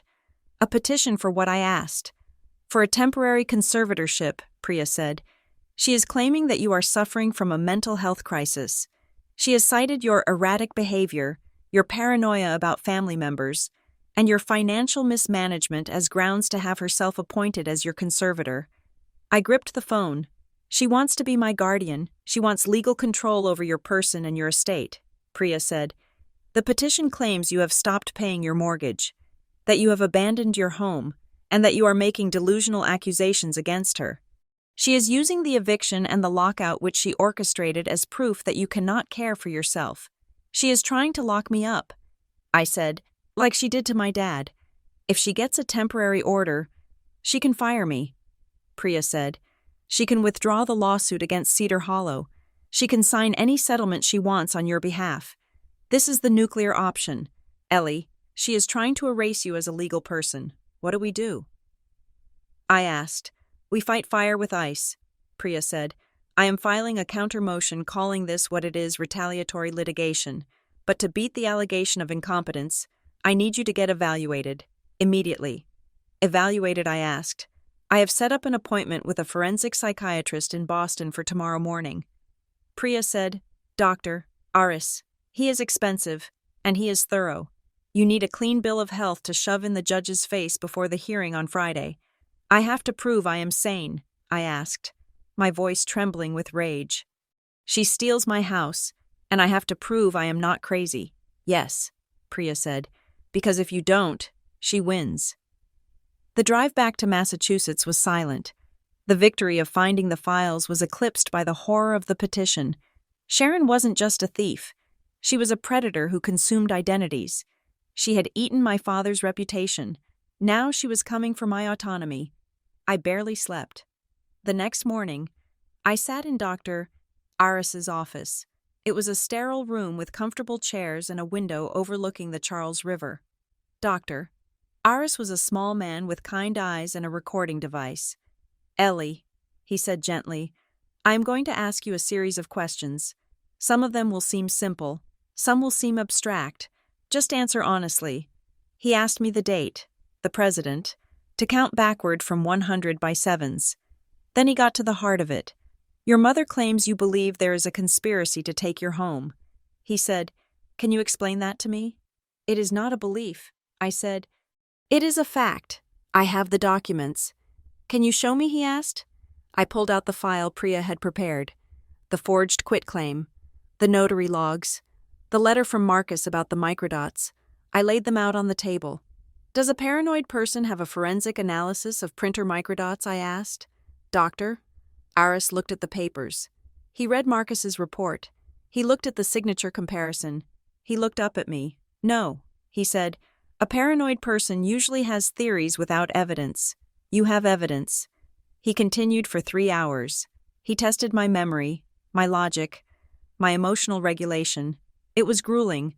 I felt like I was on trial for the crime of being a victim. Every time I got angry, I had to check myself. Do not yell. Do not cry. Crying looks unstable. At the end, he turned off the recorder. I will write my report, he said. You are cognitively intact. Ellie, you are under extreme stress, which is a normal reaction to an abnormal situation, but you are competent. Thank you, I said. It was a victory, but it felt like a defeat. I had to pay $2,000 to a stranger to certify that I was allowed to be an adult. I went to work the next day. I needed the normalcy. I needed to look at spreadsheets and talk about shipping containers. But the atmosphere at Kestrel Point Logistics had shifted. When I walked into the open plan office, conversation stopped for a beat before resuming. People looked at me, then looked away. My manager, Sarah, called me into her office at 10 o'clock. Close the door. Ellie, she said. I sat down. Sarah looked uncomfortable. She was shuffling papers on her desk. How are you doing? She asked. I am fine. I said, just dealing with some personal legal issues, but my projects are on schedule. Ellie. Sarah said, we got a call yesterday. A call from a woman who identified herself as your concerned aunt. Sarah said, she didn't give a name, but she wanted to let us know that you might be struggling, that you might be a safety risk. My face burned. Aunt Linda, or maybe Sharon herself, disguising her voice. She said you have been making threats, Sarah continued, and that you might have access to sensitive company data that you shouldn't. That is a lie. I said, Sarah, you know me. I have worked here for 4 years. I know, Sarah said, and I told her that. But HR has protocols. Ellie, when we get a report like that, we have to document it. She slid a piece of paper across the desk. We think it might be best if you took some time, she said. Paid leave, just for a couple of weeks, until things settle down at home. You are suspending me, I asked. We are giving you space, Sarah corrected. We do not want you to be stressed. And frankly, Ellie, you look exhausted. I stared at her. Sharon had reached into my workplace. She had poisoned the one part of my life that was purely mine. She was systematically dismantling my support structures, financial, legal, professional. If I take this leave, I said, Will I have a job to come back to? Sarah didn't answer immediately. Let's just take it one step at a time, she said. I walked out of the office carrying a box of my personal things. I felt the eyes of my coworkers on my back. I wasn't Ellie the project coordinator anymore. I was Ellie the liability, Ellie the girl who was having a breakdown. Sharon's narrative was winning. I drove to Priya's office. I had nowhere else to go. I felt small. I felt like I was shrinking, like my edges were dissolving. Priya was in the conference room with Marcus. They looked up when I walked in, carrying my box from work. They got to my job. I said, putting the box on the table. They put me on leave. Priya swore softly. She is trying to cut off your income. If you have no income, the conservatorship argument gets stronger. She can say you are destitute. She is winning, I said, sinking into a chair. She is actually winning. No, Marcus said. He slammed a folder shut. She is overreaching, and she made a mistake. What mistake, I asked. The subpoena to Renfield title came back. Marcus said, they fought it, but the judge ordered them to produce security footage from the day the quitclaim was signed. He turned his laptop toward me. It was a still frame from a security camera. The date stamp was September 24th. The time was 10 a.m. The image was grainy, but clear enough.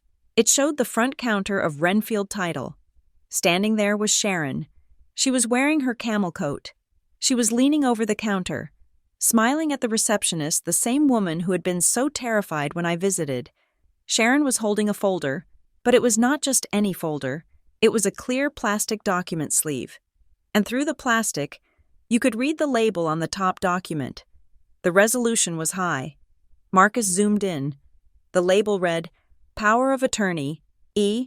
Griffin. And next to it, Sharon's hand was resting on the counter. She was holding a pen. A distinctive pen. It was a thick, silver fountain pen. I know that pen.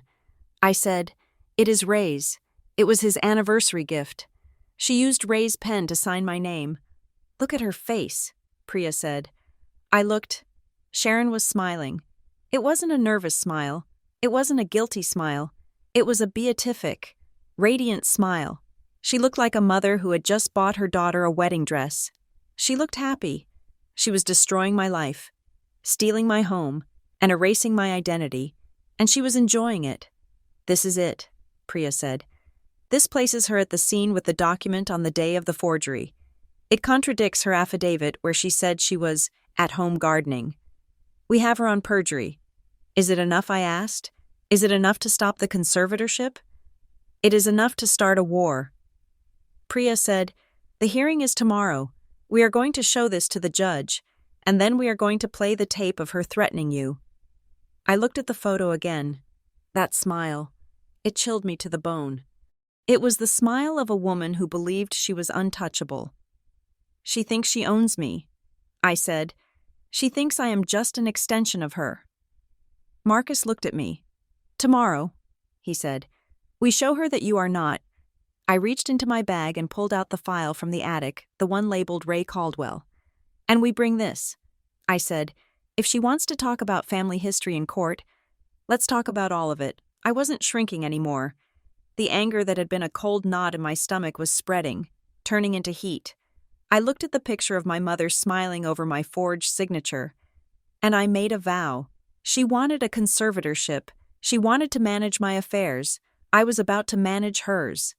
The fluorescent lights of the Desai and London conference room hummed with a low, electric buzz that matched the vibration in my nerves. It was 6:30 in the morning on a Thursday. Outside, the city was just waking up. But inside, we had been at war for hours. Priya Desai paced the length of the room, her heels clicking a sharp rhythm on the hardwood. She was in full litigator mode, hair pulled back tight, suit perfectly tailored, eyes scanning the whiteboard where we had mapped out the hearing strategy. Judge Marla Eddins is fair, Priya said, stopping to look at me. But she is impatient. She hates family drama. If we go in there sounding like a mother-daughter squabble, she will roll her eyes and push the date out 3 months. We have to make this dry.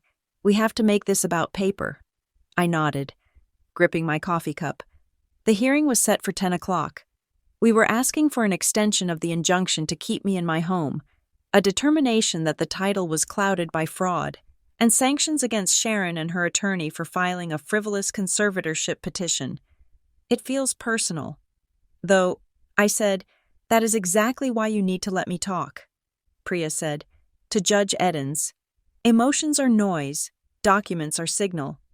The door opened and Marcus Vance walked in. He looked like he hadn't slept in 2 days. He was carrying a large, flat envelope under his arm. I got it, he said, dropping the envelope on the table. The handwriting analysis, Priya asked. Better, Marcus said. He pulled out a glossy report. The handwriting analyst confirmed what we knew. The signature on the power of attorney is a simulation. It is a tracing. The pressure points are all wrong, too heavy at the start of the loops. Too light on the crossbars. It lacks the natural flow of a hand moving from muscle memory. We knew that. I said. Marcus held up a finger. But here is the nail in the coffin. I had him run a machine identification code analysis on the document itself. He pulled out a magnified image. It looked like a snowstorm of tiny, faint yellow dots. Color laser printers print a microscopic code on every page they output. Marcus explained. It tracks the serial number of the printer and the time of printing. It is invisible to the naked eye, but under blue light, it screams. He tapped the image.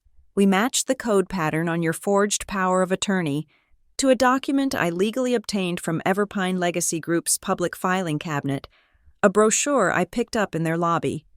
My breath caught. It is the same printer, it is the same machine. Marcus said, that document was not printed at your mother's house. It was printed at Everpine Legacy Group on September 23rd at 4:15 in the afternoon. Priya smiled. It was a cold, sharp smile. That links the forgery to the enterprise. She said, it is not just Mom acting crazy. It is a conspiracy. Before the hearing, I had one loose end to tie, one person who had been floating on the periphery, silent and ghostly. Ray. I knew Sharon dropped him off at his construction site near the waterfront at 7:30 every morning. I drove there, parking my car behind a stack of drywall. I saw him sitting on the tailgate of his truck, drinking from a thermos. He looked older than I remembered. His shoulders were slumped, his work boots coated in gray dust. I walked up to him. He didn't hear me until I was 10 feet away.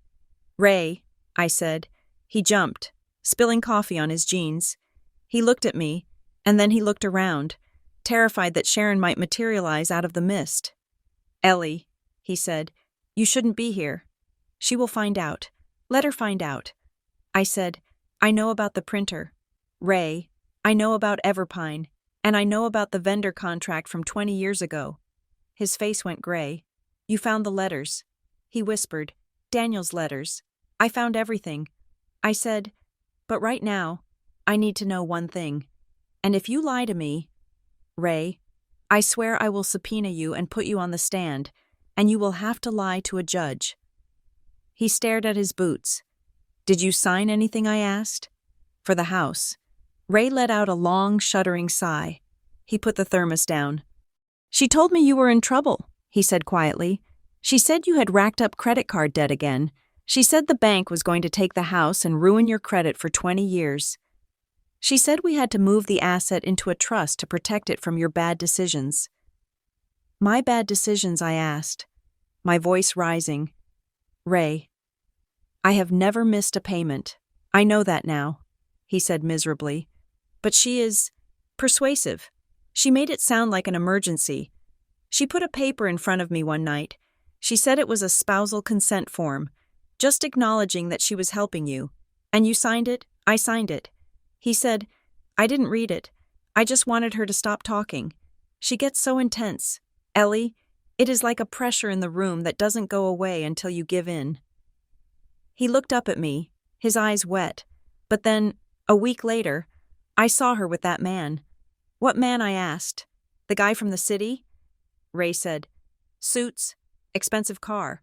They were meeting at the diner. I heard them talking about assemblage and marsh access. I realized then it wasn't about saving you. It was a deal. She sold you out. Ellie. She is working with developers. Why didn't you tell me? I asked. Why did you just text me instead of calling? Because I'm a coward, he said, and because she told me if I interfered, she would bring up the old business with the vendor contract. She said she would ruin me. I looked at him. I used to think he was just quiet. Now I saw he was a hostage. I am going to court today. Ray, I said, I am going to stop her. He nodded slowly. Good. He said, stop her. Because I can't. I met Tessa at a diner near the courthouse for a quick breakfast.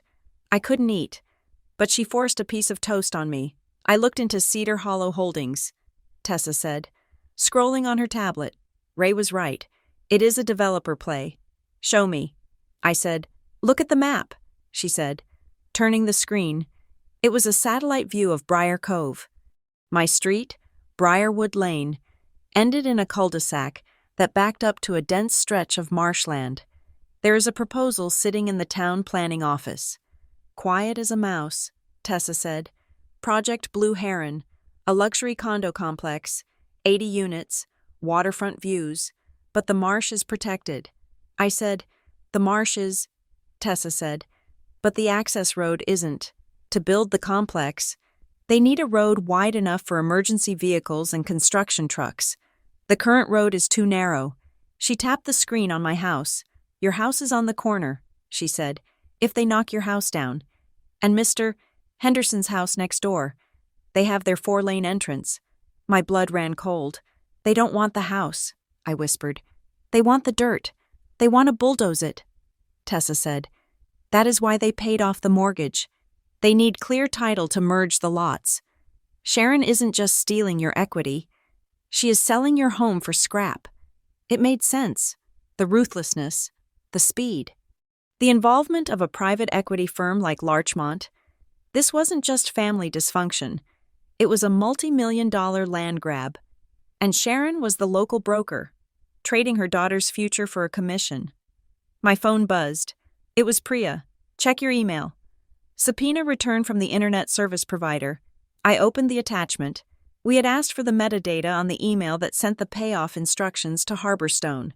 The email address was legrlffin@yahoo.com.nl instead of an I, a subtle typo designed to fool a busy bank clerk. The report showed the account creation details. Created September 10th, IP address, anonymized via proxy service, payment method for premium verification, prepaid Visa. Gift card. It was a burner account. Calculated. Untraceable. Sharon hadn't just stumbled into this. She, or someone guiding her, had used tradecraft. I arrived at the courthouse at 9. The granite steps were crowded with lawyers and litigants. I saw Priya near the metal detectors, but before I could reach her, a hand touched my arm. Ellie. I froze. I knew the voice. It was the voice that had sung me lullabies and gaslit me for 3 decades. I turned around. Sharon was standing there. She looked perfect. She was wearing a navy suit that signaled respectability, a string of pearls, and a look of profound, sorrowful concern. She was alone. I have nothing to say to you, I said, turning away. I can make it stop. She said quietly. I stopped. I didn't turn back, but I waited. The conservatorship, she said, the lawsuit, the legal fees that are going to bankrupt you. I can make it all go away this morning. I turned to face her. I reached into my pocket and hit the record button on my phone. Priya had told me that in Massachusetts. You can record a conversation if it is not secret if you are in a public place or if you inform the other party. I am recording this. Sharon, I said, holding the phone up. So be careful what you say. Her eyes flickered to the phone, then back to my face. She didn't flinch. She was too arrogant for that. Fine, she said. Record it. Record a mother trying to help her ungrateful child. How is stealing my house helping me? I asked. She stepped closer, lowering her voice. It isn't stealing, it is estate planning. And here is my offer. I will withdraw the conservatorship petition. I will tell the judge you have agreed to seek treatment voluntarily. In exchange, you sign a settlement agreement. What kind of agreement you grant me a life estate in the property? She said, And you agree that upon any future sale to Cedar Hollow, or anyone else, the proceeds are split 60-40. 60 for you, I asked. For the family. She corrected. I have debts. Ellie, your father left me with nothing. I have carried this family for 30 years. I deserve a return on my investment. I am your investment, I asked. My home is your dividend. You are my daughter, she said, her voice hard. And you are being selfish. You have a house you can't afford, sitting on land that is worth a fortune. We could both be comfortable, but you have to let me drive. And if I say no? She smiled, a sad, pitying smile. Then we go inside, she said, and I tell the judge about the time you forgot to pay your car insurance. I tell her about the time you cried at Thanksgiving because work was too hard. I paint a picture of a girl who is cracking up, and Judge Edens will believe me, because I am the mother, and mothers only want what is best. I looked at her, really looked at her, for years. I had seen her as a powerful force, a storm I had to weather. But standing there in the morning light, asking for 60% of a demolition sale, she looked small. She looked greedy. No, I said. She blinked. Excuse me. No, I repeated. I am not giving you a life estate. I am not giving you a dime. You forged my name. You gaslit my father. You lied to Ray. You are a criminal. Sharon, and I am going to prove it. Her face changed. The mask of concern evaporated. The eyes went flat and shark-like. You are making a mistake, she said. Her voice was a low hiss. You think you are fighting me? You are fighting money. Ellie, real money. They will crush you. You will lose more than the house. You will lose your reputation. You will lose your job. I will make sure you are unemployable. Is that a threat, I asked? It is a promise, she said. I hit stop on the recording. See you in there, I said. My heart was hammering against my ribs, making me feel sick and dizzy, but my hands were steady. I walked toward the metal detectors, leaving her standing on the stairs. Courtroom 4B was quiet and smelled of floor wax. Judge Marla Edens sat on the bench, looking over her glasses at the files in front of her.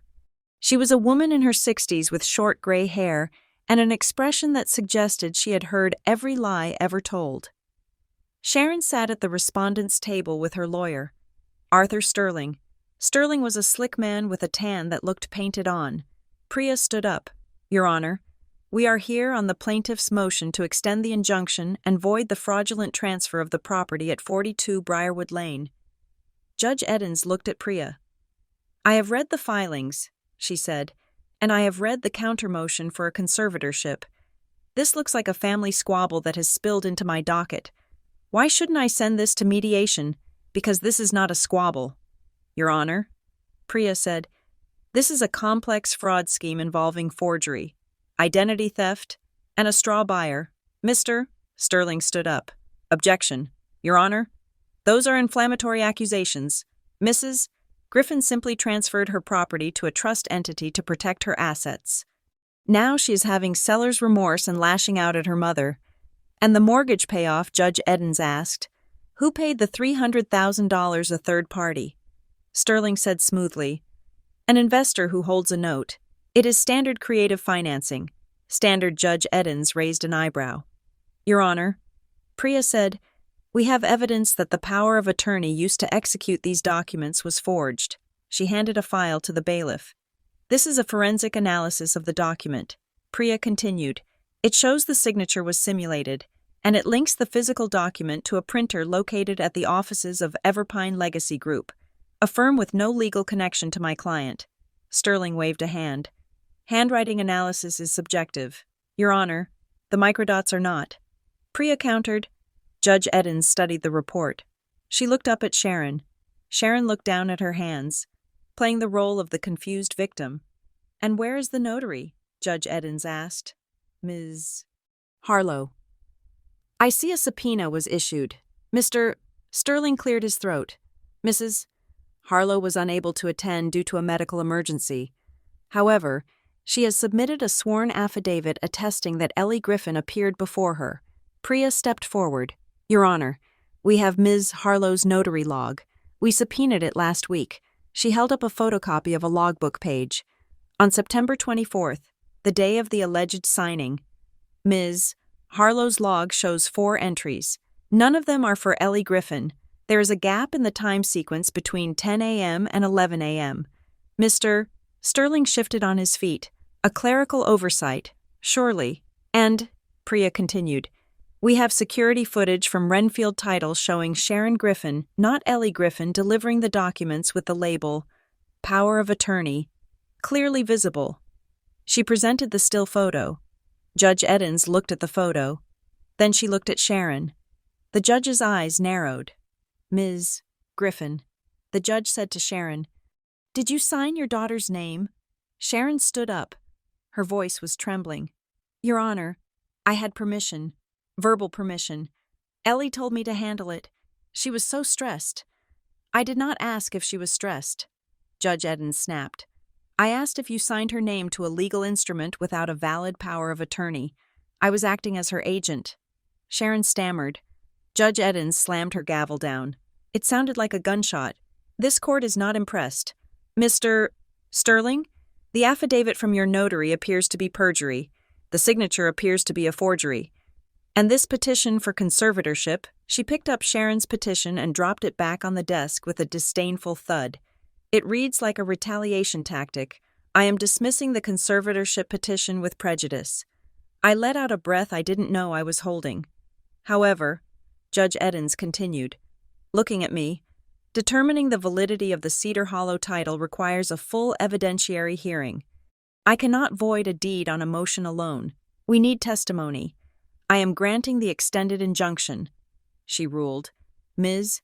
Griffin, you have exclusive possession of the home. Cedar Hollow and Hearthline, property management are barred from the premises. No one is to change locks, remove property, or harass the occupant. Thank you, Your Honor. Priya said, but be warned, the judge said, pointing a finger at both tables. If I find out that there is a larger game being played here, I will refer this entire matter to the district attorney. We are reconvening in 10 days for a full hearing. Bring the notary, in handcuffs if you have to.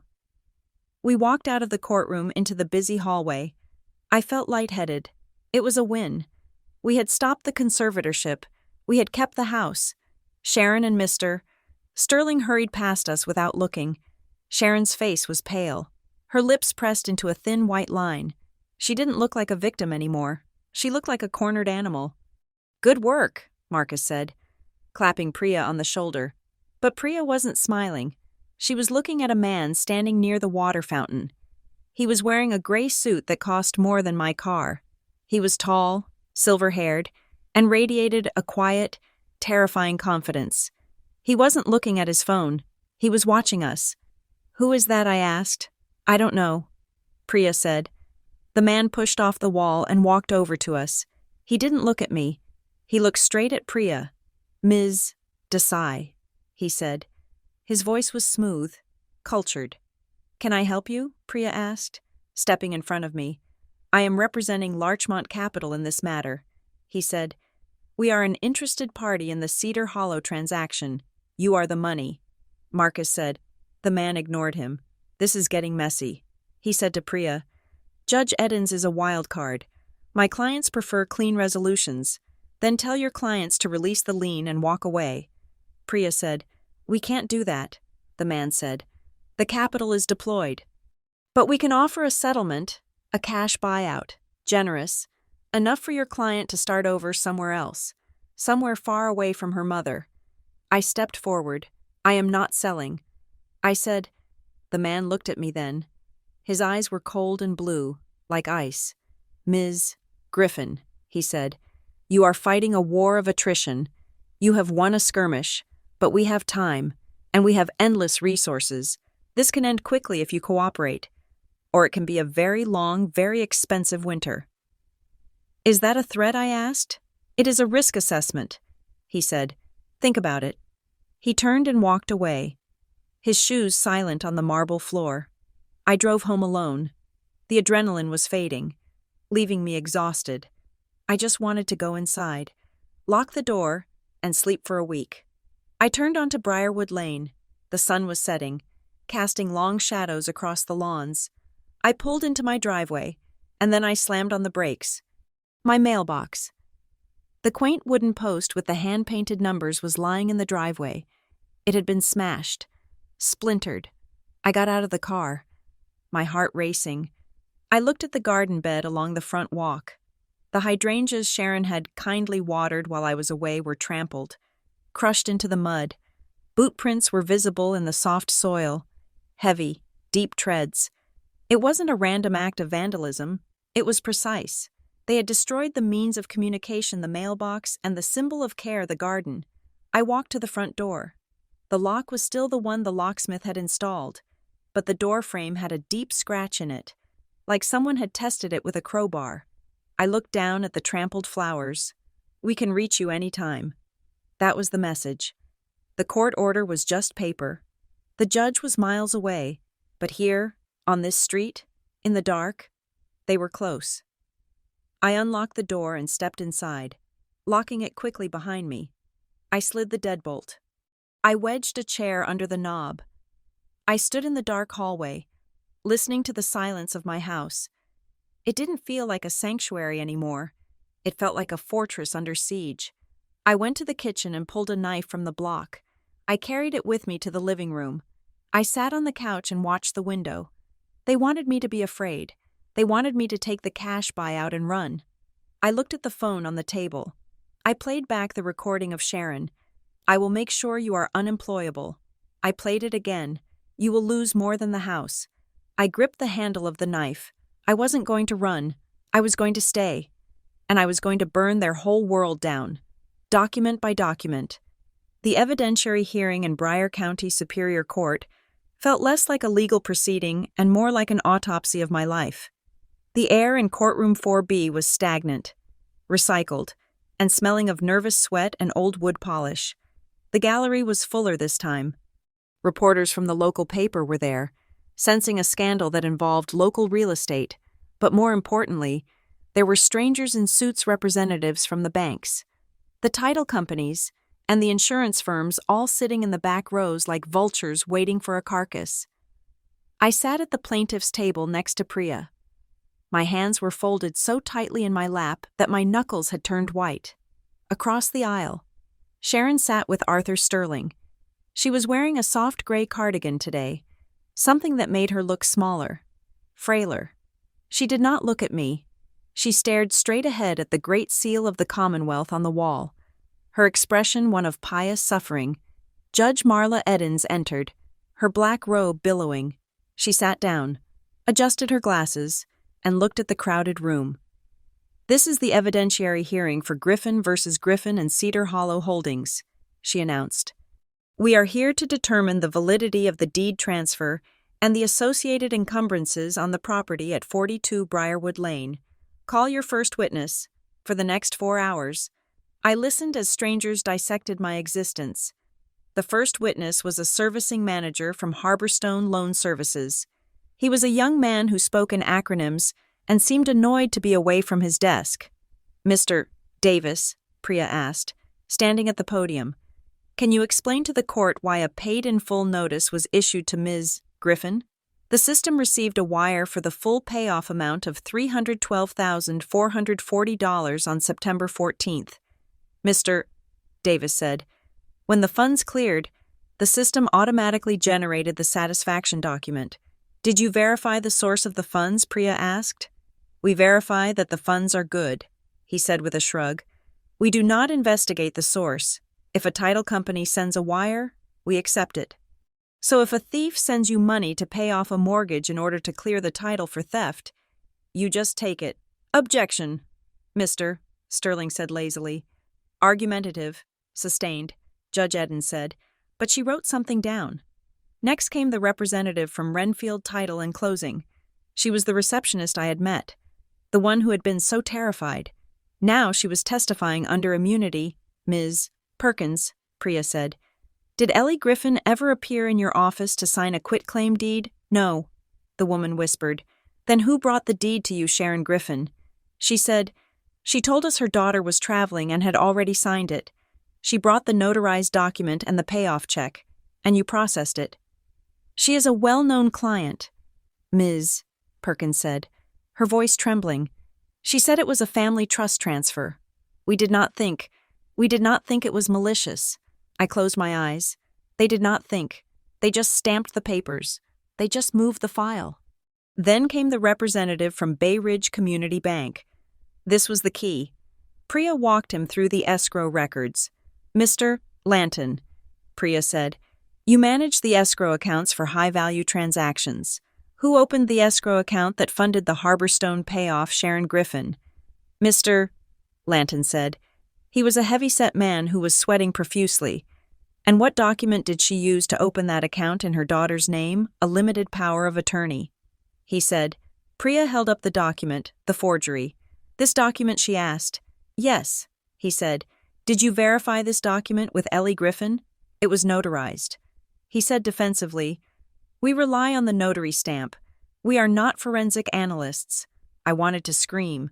I wanted to stand up and shout that they were all complicit, that their negligence was the weapon my mother had used to bludgeon me, but I stayed silent.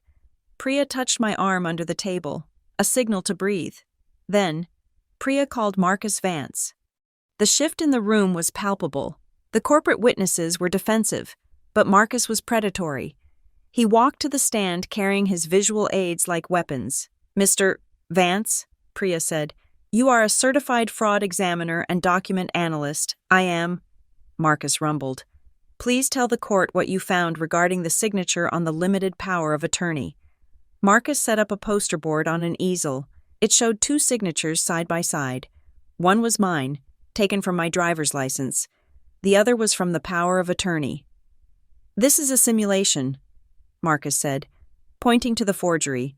See the hesitation marks here, on the loop of the G, and here, the ink pooling at the end of the N. This wasn't signed. It was drawn. It is a tracing of a genuine signature, likely done using a backlight or a digital overlay, and the physical paper Priya asked. Marcus flipped the chart to reveal the star field of yellow dots. Every color laser printer leaves a fingerprint, Marcus said. We call them machine identification codes. I analyzed the power of attorney submitted to the bank. The dot pattern identifies the printer as a Xerox Alta-Link. Serial number ending in 492. And where is that printer located? It is located in the administrative office of Everpine Legacy Group. Marcus said. Priya turned to the gallery. She looked directly at the back row, where a representative from Everpine was sitting. So, Priya said, we have a document forged on Everpine equipment, used to open a bank account at Bay Ridge, to pay off a loan at Harborstone, to facilitate a transfer at Renfield. This is not a family dispute. Your Honor, this is a laundry cycle. The courtroom was silent. Even Judge Eddins looked disturbed. She leaned forward, her eyes scanning the exhibits. Mr. Sterling, she said to Sharon's lawyer, do you have any questions for this witness? Sterling stood up. He looked tired. No questions. Your Honor. He knew. He knew the evidence was irrefutable. Call your next witness. Judge Eddins said, we call Sharon Griffin. Priya said.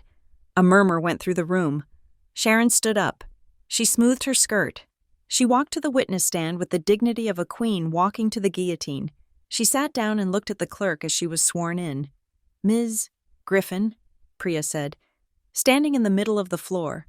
Did you forge your daughter's signature? Sharon looked at me. Her eyes filled with tears instantly. It was a performance I had seen 1,000 times, but it still made my stomach turn. I did what a mother has to do, Sharon said softly. Did you sign her name? Priya pressed. Ellie was drowning, Sharon said, ignoring the question. She turned to the judge. Your Honor, you do not understand.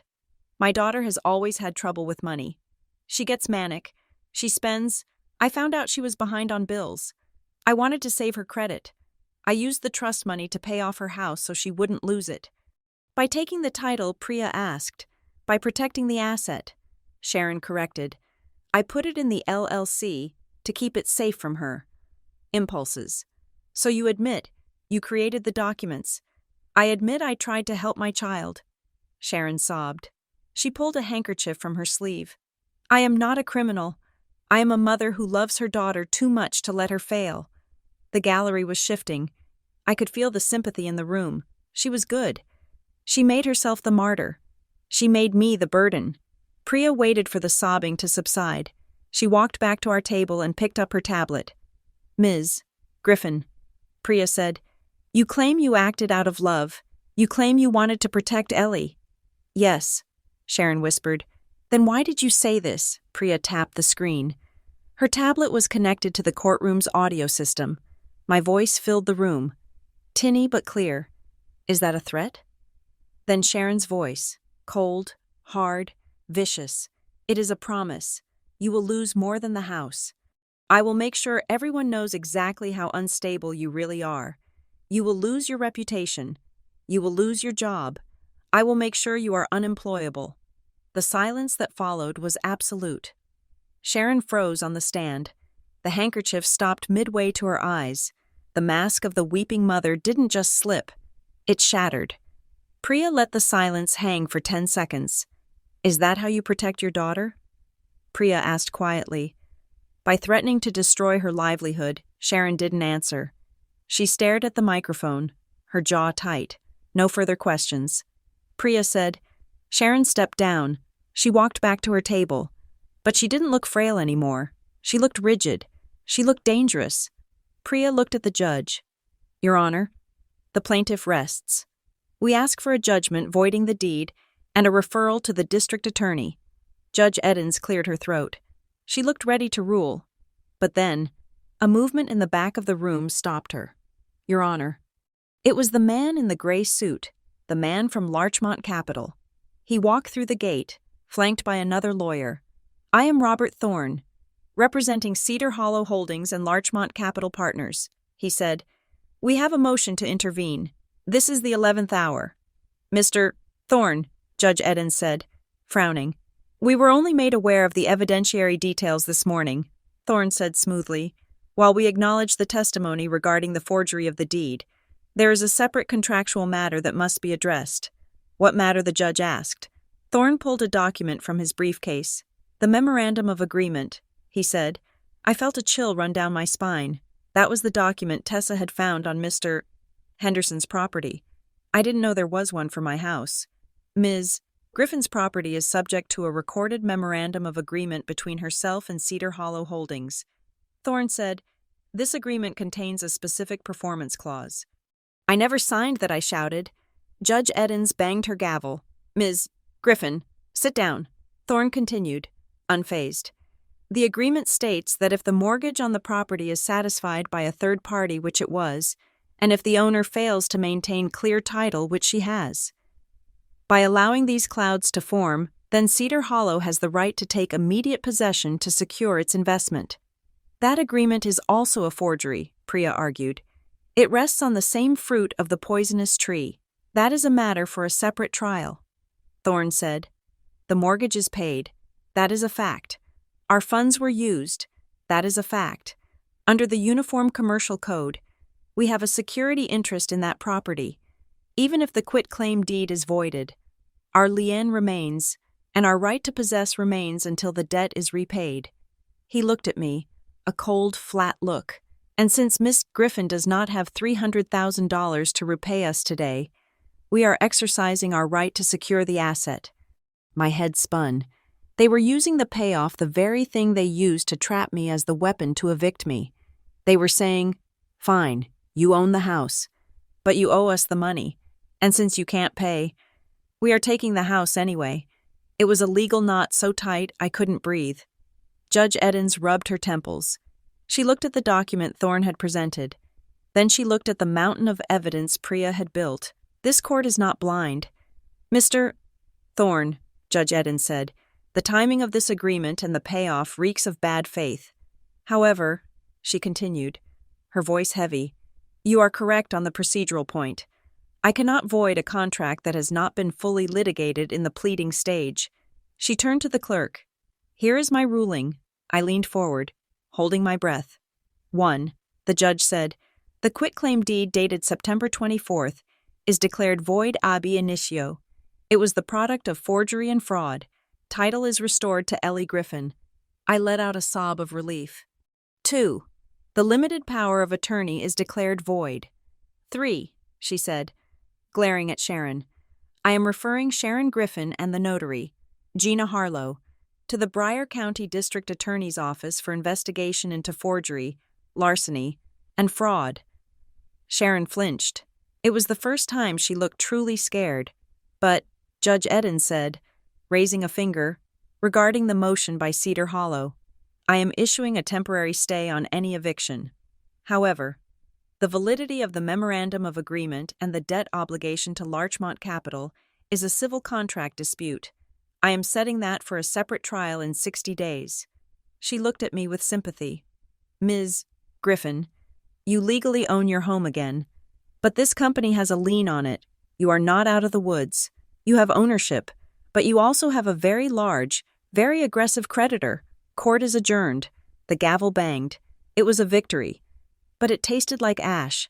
I had my deed back, but Larchmont still had their hooks in me. We walked out of the courtroom. The hallway was chaotic. The reporters had smelled the blood in the water. Ms. Griffin, one shouted, is it true your mother stole your identity? Ms. Griffin. Are you going to press charges? I kept my head down, shielding my eyes. Priya and Marcus flanked me like bodyguards. Excuse me, a voice called out. Not a reporter. I stopped. A woman was standing near the exit. She was older, maybe 50. She was clutching a manila folder to her chest. She looked terrified. Are you Ellie? She asked. Yes, I said. I saw the news, she said, her voice shaking. About the notary. Gina Harlow. She held out her folder. She notarized my mother's will, the woman said. 2 weeks before she died. Everpine handled it. I lost everything.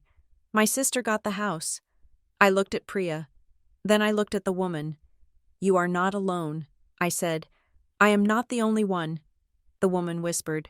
There are others. I know 2 people in my grief group who used Everpine. I realized then that this wasn't just about Briar Cove. This was a cancer that had spread through the whole county.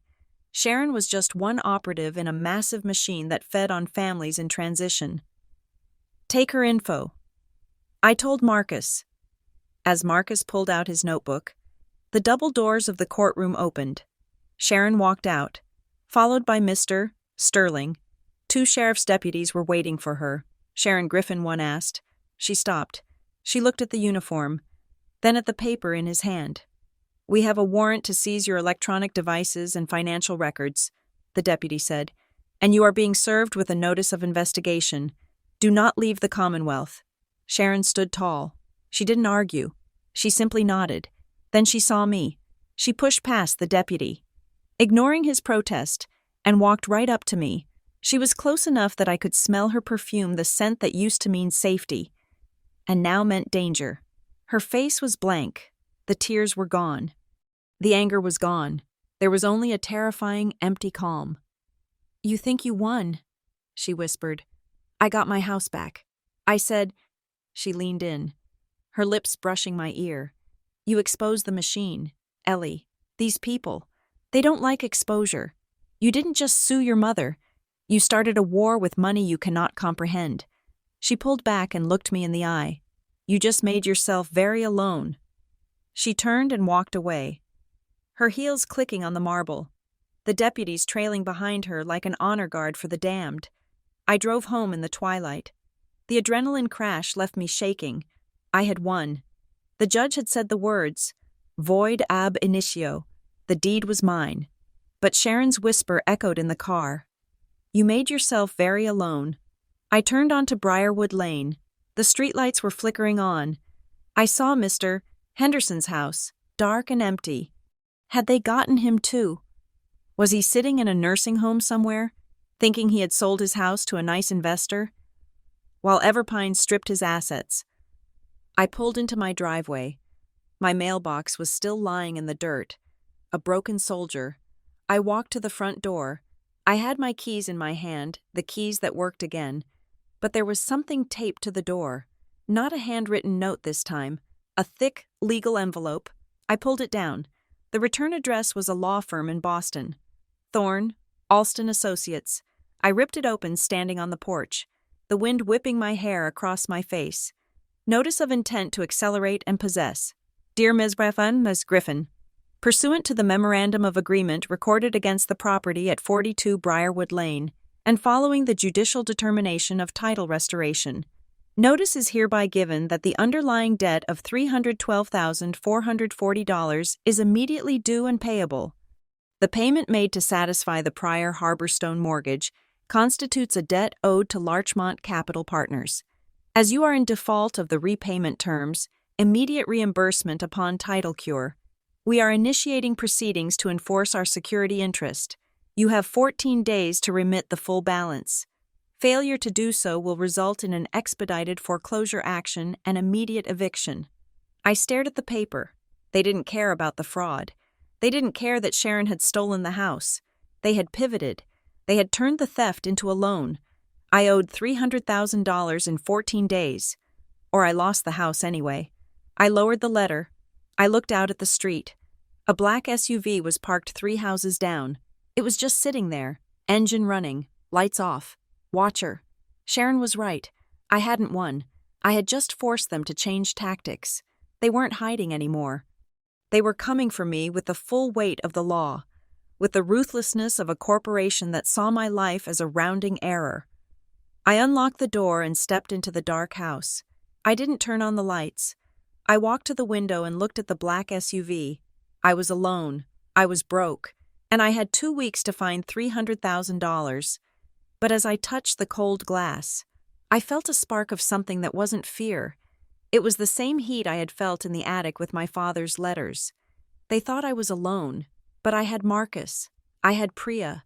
I had the woman from the courthouse. I had the files in the storage unit in Vermont. I wasn't the victim anymore. I was the witness. I picked up my phone and dialed Priya. They posted a notice. I said, I expected that. Priya said, her voice tired but steady, "What do? We don't play defense anymore." Priya said, "We can't pay them, Ellie, so we have to destroy them. We have to find out who Larchmont really is." I looked at the SUV outside. "I am ready," I said. I hung up the phone. I looked at the paid in full letter that I had pinned to my corkboard weeks ago, the lie that started it all. I took it down. I ripped it in half. Then I went to the kitchen to make coffee. It was going to be a long night. Thank you for listening to Part 6 of A Paid in Full Notice Hit My Mortgage. This story is diving deep into the terrifying reality of title theft and family betrayal. I would love to hear from you. Where are you listening from today? Have you ever had to deal with a family member betraying your trust? Let me know in the comments below. If you are enjoying Ellie's fight for justice, please make sure to subscribe to Revenge Stories.